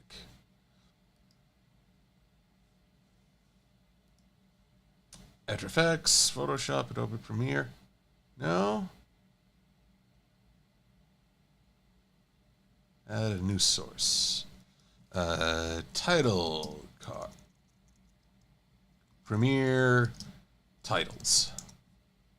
Add source. Nope. Nope. Dang it all. It doesn't even give me an option. How weird. Okay. Well, then I'll just have to do this quick. Because it's very boring. If no one can see what I am even working on. Let's shrink this down a little.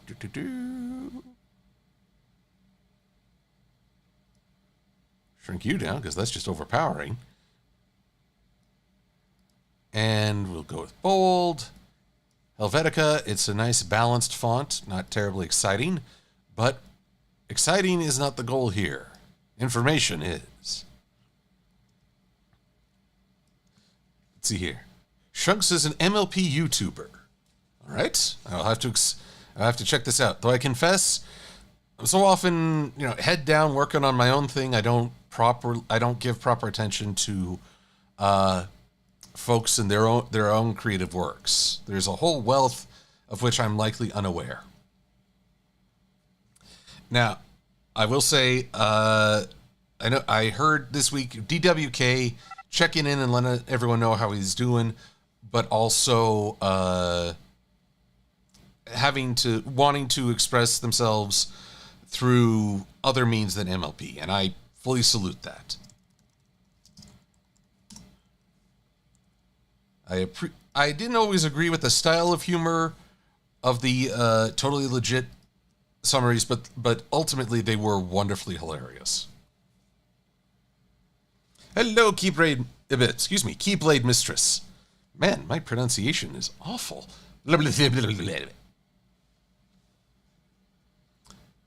My favorite Stitch moment, asks Noah Harris. I think it was when he was saying, "Help, I'm lost." When he has that moment of vulnerability. You feel for the little guy. Second is when he first realizes he's in an island surrounded by an ocean, which is what an island is, redundant. But basically there are no major cities and he can't act on his primary impulse. And he just gives this gurgled cry of, ah. Poor guy. Okay, proceed. Generation Alpha has a higher emotional intelligence, and they expect a lot more from their entertainment. Let's see here. First off, breath, not fun.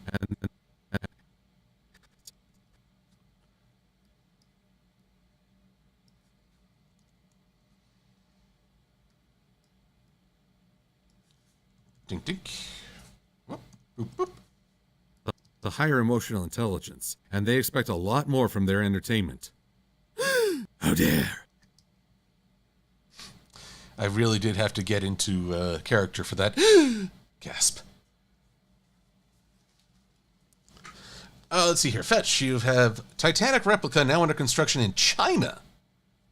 For those who have always wondered what it would have been like to be a passenger on Titanic, a theme park in China is set to offer the closest experience. It's the exact size of the original.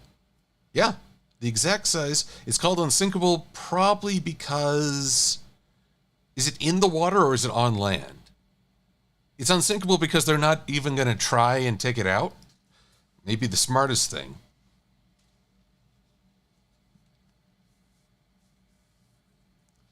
Yes, question from Keyblade Mistress.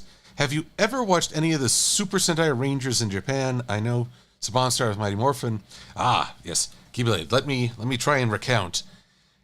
My friends introduced me to Sentai with Gokaiger, ironically an anniversary celebration. I have since watched everything forward of Gokaiger, plus Dai Ranger, Ju Ranger, Kaku Ranger, and little bits of, say, Jetman and oh gosh, what is O Ranger? And a few funny moments of Car Ranger. So lots of Rangers abound.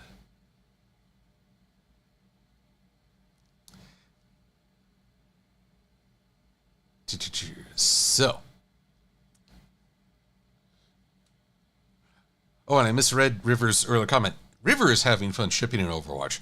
River, I gotta ask, Genji and Mercy, do you ship? I will continue on as I await an answer. I resent this implication that we suffered a low emotional intelligence or demanded less from our entertainment, though I can see why people would think so. If you've seen my video on Inhumanoids, then you'll likely have an idea of where I'm going. Ah, yes, Inhumanoids. Great horror concept, really embarrassing attitudes. Well, yeah, man, how do I describe this getting on my high horse? Well, I guess I even get on my high horse during the review. So, Inhumanoids was unbelievable horror driven for a Hasbro property. And I think that aspect could make a return on, say, Netflix. But, and this is important, they were so trying to be 80s action heroes and at the same time a propaganda vehicle during the Cold War. They were incredibly sexist to the sole female protagonist and had terrible representations of basically the rest of the world. So, yeah, not a fan of that aspect. That would need to go out the window if they were ever to reboot. And I don't know if they ever shall. I mean, how do you market a horror cartoon in this day and age?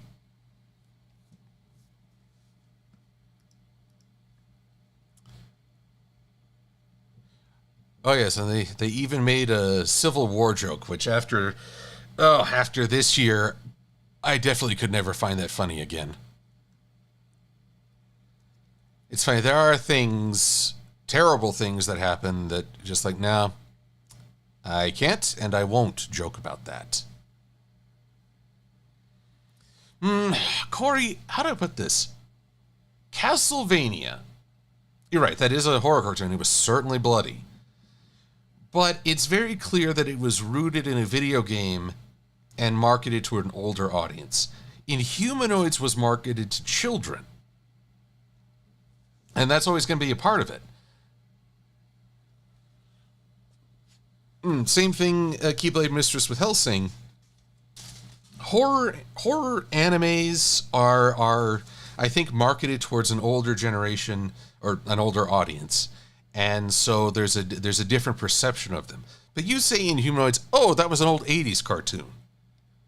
They're going to say, oh, this was an old 80s cartoon. Then when you see what's happening, oh my God, you can't, I'm not letting my kids watch this.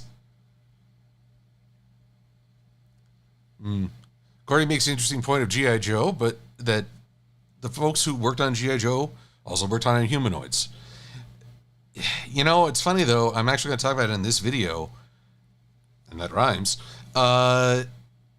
Even G.I. Joe got a lot of things wrong.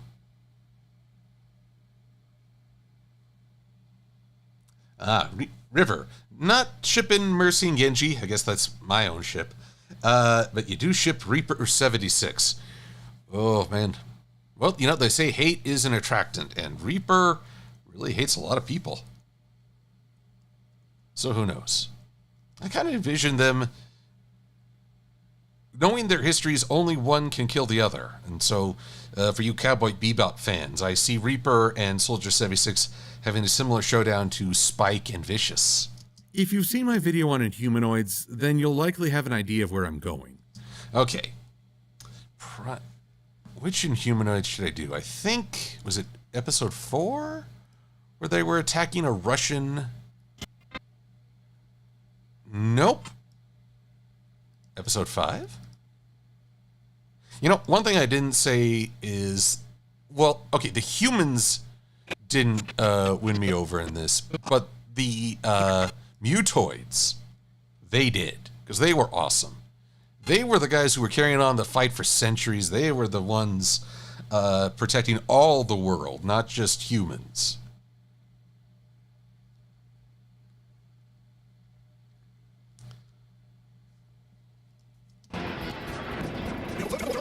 Yada, yada, yada. They're attacking.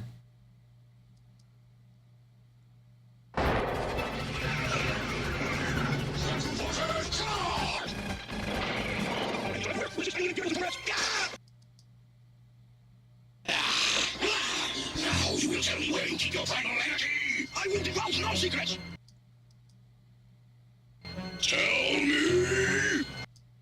Now, okay, I had Rarity's scary face. This is more like my face seeing that scary Rarity face. Even the shading. And I think I have eyebrows that thick. Oh, what? You have told me all I need to know.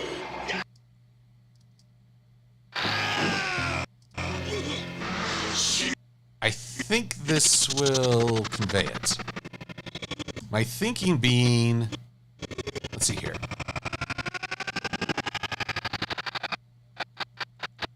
There we go. Here's my line of thought. The whole point of this part of Inhumanoids is the fact that they're attacking a Russian base, and while that's supposed to be bad because they'll get nuclear weapons, we don't feel too bad because it's those darn commies. And that's part of the propaganda. That's an agenda in the storytelling. So, if I have an Inhumanoid throwing my video on Inhumanoids, guy, then you'll he throws him, likely have an idea of where I'm... and it's that red star. I guess that's as much as I can compress in one clip of their problem. And here's the weird thing. I don't support the Soviet Union or the Cold War era communism. I'm not a fan of that at all. But this wasn't the way to combat it. And I again, this is something I'm going to be getting into in this video. I'm trying to cover a lot in a 12-minute video. Because how you present even an opponent carries forward even past the conflict. Pointing out why communism doesn't work is a great deal different than what they did in this cartoon where they made it a mockery. If you've seen my video on Inhumanoids, then you'll likely have an idea of where I'm going. I remember the cartoons of the 80s and 90s with great fondness. But looking back as an adult, I realized that there were a lot of negative elements we unconsciously absorbed. Just as an example, let's consider the story of Casey Kasem. Okay. It's a space... Oh, you're talking about a space western? That's like Firefly, but anime? Oh, that's Cowboy Bebop. Darn it, I was hoping it was a new show, because I love it. Cowboy Bebop was an anime of exceptional artistry and storytelling, even though it was also very episodic. There were only a few that really tied together. P.S. Welcome back, Drinking Buddy. The stream is zoomed in. Whoa! How'd that happen? What did I do? Thank you for letting me know, Helsing. Hello? Why do I have 2 of these? Okay. Bye-bye. Gosh, I was going through that whole lecture and you were probably just seeing a zoomed-in piece. Anyway, Cowboy Bebop. Great anime. Really awesome music, great characters, Ed and Ein in particular. But really, music was a driving force, and it's this wonderful blend of action and comedy and sci-fi elements. And it stars a pair of bounty hunters, but they're not any kind of bounty hunter you might expect, like in The Mandalorian or in reality TV. If you've seen my video on humanoids, then you'll likely have an idea of where I'm going. I remember. Ah, Corey, you figured me out. Casey Kasem and the story of frickin' Carbamia. It's only on Twitch, sweetie. That's weird. Well, that makes me doubly grateful to Helsing for letting me know.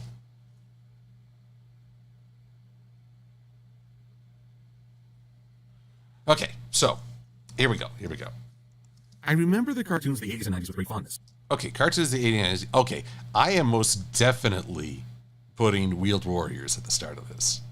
Because here's the thing, guys. You may not remember Wheeled Warriors, but let me just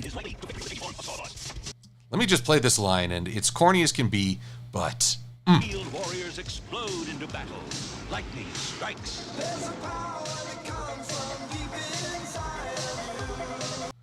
I just love that song. I love everything about it. I would encourage it up and down. So do a YouTube search for Wheeled Warriors theme, and you will get to hear all of its awesomeness. I'm messing with the MLP map on YouTube? What? Sweetie, you're freaking me out. Oh, she might be a little bit behind. That's why. Well, either way, I'm on track now. So, Wheeled Warriors, and plus, I confess, never in the show did they have a battle scene this awesome. I mean, look at all those lasers flying. How can you not love that? I started every episode with that, and it's true, a theme song gets you pumped. You know, maybe I'm jaded. With Bronies React, everyone's like, skip the intro, I hate the intro song. And it's like, I like the intro song just fine. But it's no Wheeled Warriors.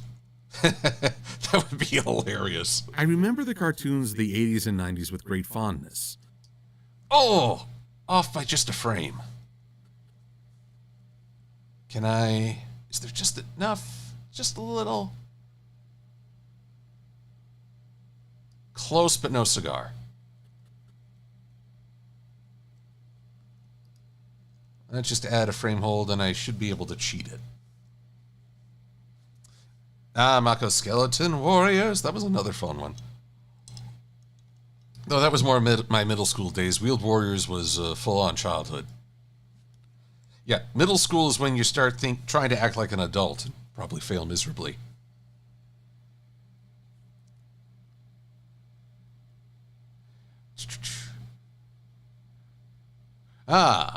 Kim Gilliam wondering who's my favorite pillar.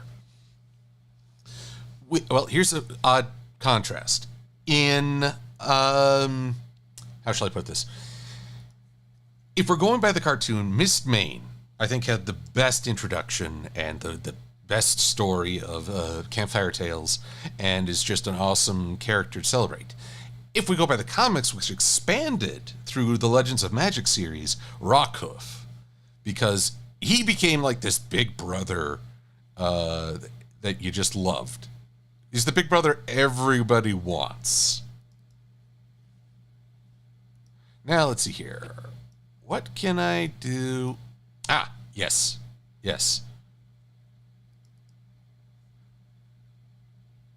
Was this Wheeled Warriors? Dang it. Dang my memory at times. I feel like I converted more Wheeled Warriors. Should always convert more Wheeled Warriors.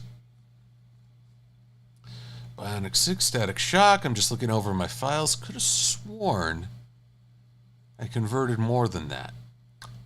Because even Wheeled Warriors... 61. There we are. How do I put this? Wheeled Warriors would still try to... it would try to show characters being exotic by being ridiculous. Yep. This is supposed to be an alien planet, but it's camels and turbans, and that was supposed to be all you knew of the Middle East. That was it. That was as far as it goes. You slap this on people, and that's supposed to be a culture.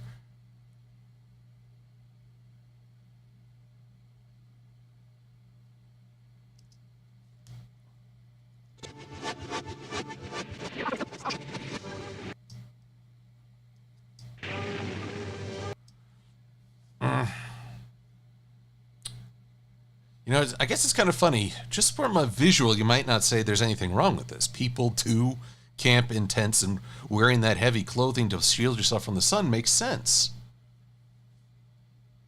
But at the same time, it's like that's as far as it goes. That's like, you think that's all there is to the world if you only went by cartoons. Negative elements we unconsciously absorbed. Let's see, what's another one? Let's see here.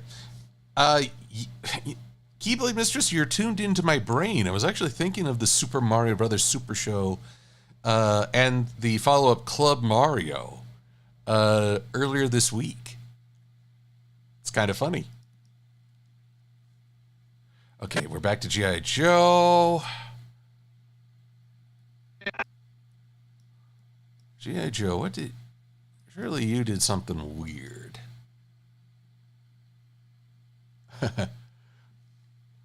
So Super Mario, that one was a little bit weird, though. Mostly because Koopa was always taking on a new persona with each battle. And he still ruled the kingdom. Remember one episode they turned all the mushroom people to stone and they never got liberated. It was supposed to be for next time. Let's see here. Nope. Come on, Joes. I know how much you love... I know how much you love stereotypes. G.I. Joe is almost a collection of them.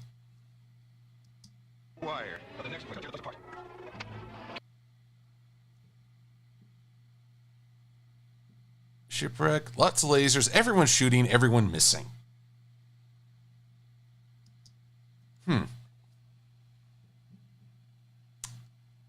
Yeah, I'm gonna go with this. Because, okay, I want to hear people's thoughts on this. Spirit. He is a native fighting on behalf of G.I. Joe. He's one of the good guys, but he is dressed up in the most stereotypical, even his accent. And, they'll show him fighting, but they won't actually, get into what life has been like for him. What conflicts might he feel serving a country that hasn't always consistently has failed to treat his people fairly.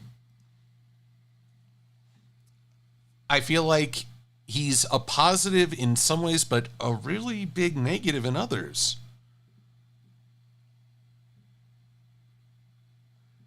So then there's Storm Shadow, which, I'm a ninja. I talk about Anna, and I again, it's like reducing an entire culture to just one trope. But looking back as an adult, I realized that there were a lot of negative elements we unconsciously absorbed.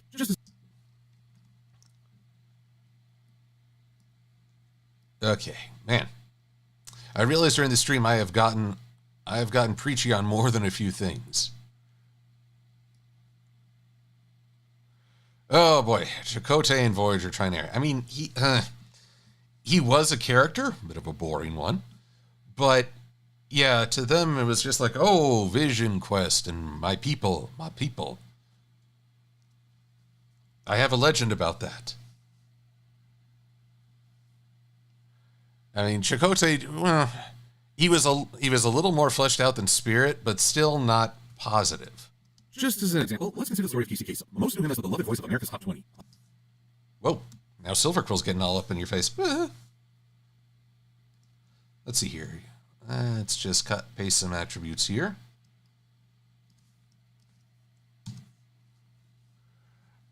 Let's see. I just want to see what folks think. Storm Shadow, Hito, I apologize if I'm mispronouncing your name. Hito. I never really understood why he always talks about honor. Ninjas are somewhat dishonorable. Honestly, I've also been wondering about honor in tropes, in entertainment. Oh, Blue Griffin. TV Tropes calls this Planet of the Hats. Everybody's wearing a hat to seem more diverse, I guess. Sorry, M4088 Thunderbird. I have not seen Tobiscus Tron literal trailer. I'm going to have to check that out.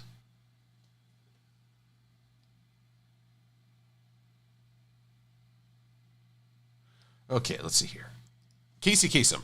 Pardon me a moment. I need to hop online and actually find a good headshot of him.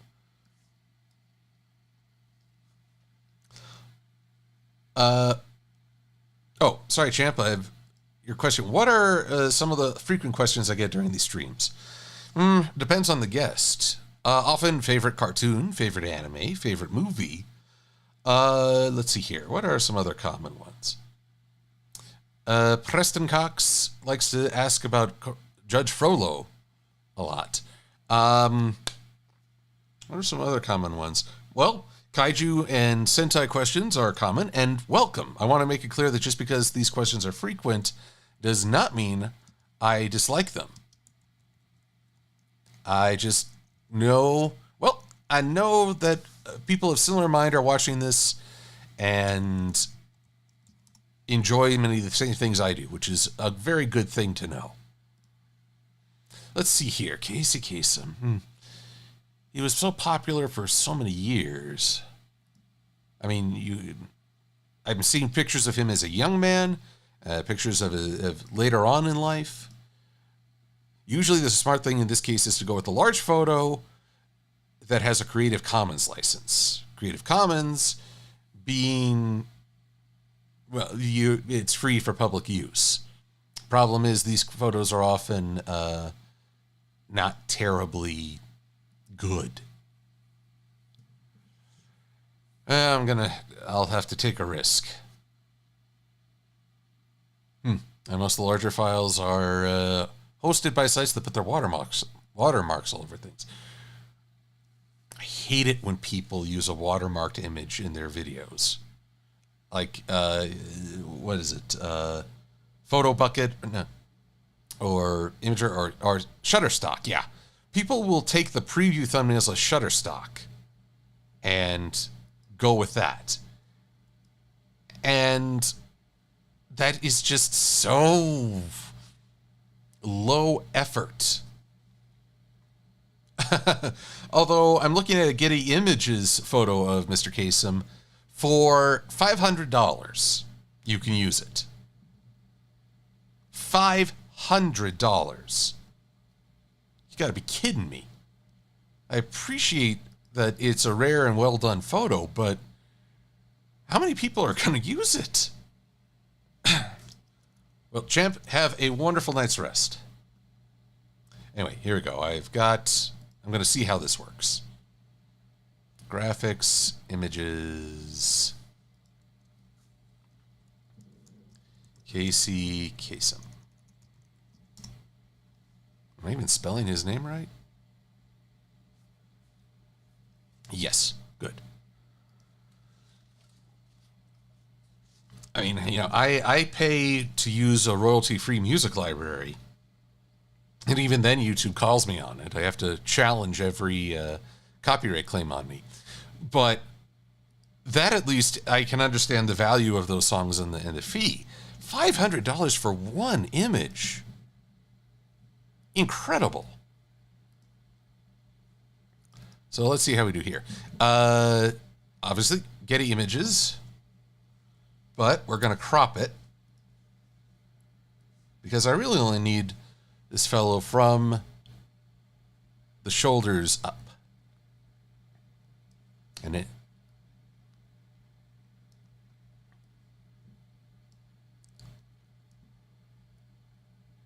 Whoa. Whoa.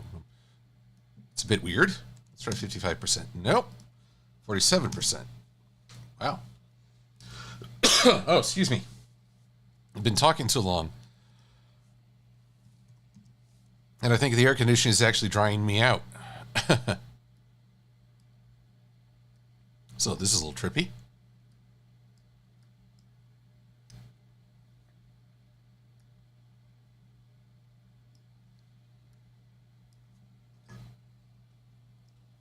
Oh dear. So as I'm about to go into a coughing fit, and I actually need to pull up some Transformers cartoons to have proper images of what was it? story of Casey Kasem. Most knew him as the beloved voice of America's Top 20. I celebrated him as the voice of Cliff Jumper, Blue Streak, and Teletran 1. Blue Streak, that's what I'm forgetting.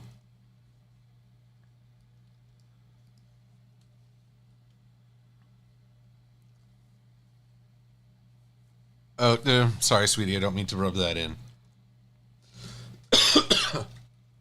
Oh, but I really am about to have a coughing fit. I am a bit drip. It's also past the 2-hour mark of all this thing. Snowy Motorcycle, I greatly appreciate that you've been enjoying my YouTube. I want to get this video out there. I realize this first part that I've been working on, this block right here, this one's one of the most graphics heavy. Moving forward, it's going to be more clip-based, and therefore I can be a faster editor. But this requires a lot of visual demonstration and quoting. So that's where I'll go. Funny enough, the Static Shock montage I posted last night on Twitter is way down here. So there's a lot of history to cover. Whoa, static. There we go. That's a bit more heroic pose. There's a lot to cover between the 80s, 2000s, and today. So let's tackle a few final questions, and let's see what's going on. Enemy Hunter has to go to bed. It's good policy, and I wish you a wonderful night's sleep. Not long for this day myself. What does your inner fanboy look and sound like when you're in super form? Oh, picture an angry bird with a Luna hat and a voice so shrill that only dogs can hear it.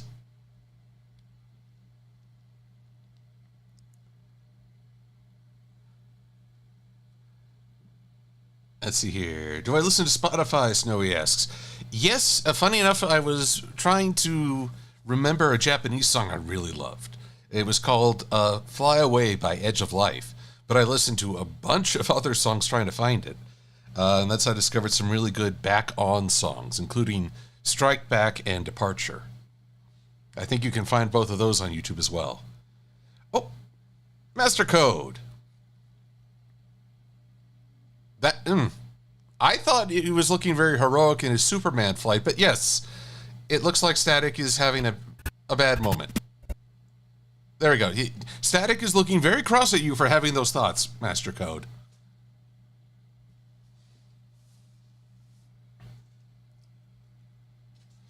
Yes, he's looking at you very cross. What are you talking about, bruh? So, let's see here. Who will be my next guest? Okay, Kamodra. I would like to reach out to Wow, I was having a complete blank there. Mummified Tony. He was the host of a podcast called Your OC Sucks, which sounds really cruel, but it was actually very constructive feedback. So I'd like to see how he's doing. I haven't gotten to get in touch with him for a long time, and so I mean to fix that. Kevin, Big K, I haven't gotten to hear Starlight Bar Star Set, so I need to find out. So I will reach out to Mummified and see if he will join me for another stream, though I need to get my act together for the next Patreon reward. So many things to do. This is what the start of this year really knocked me for a loop, but I'm getting back to my full self. And I'm grateful for everyone who stuck with me through that journey and all that follows.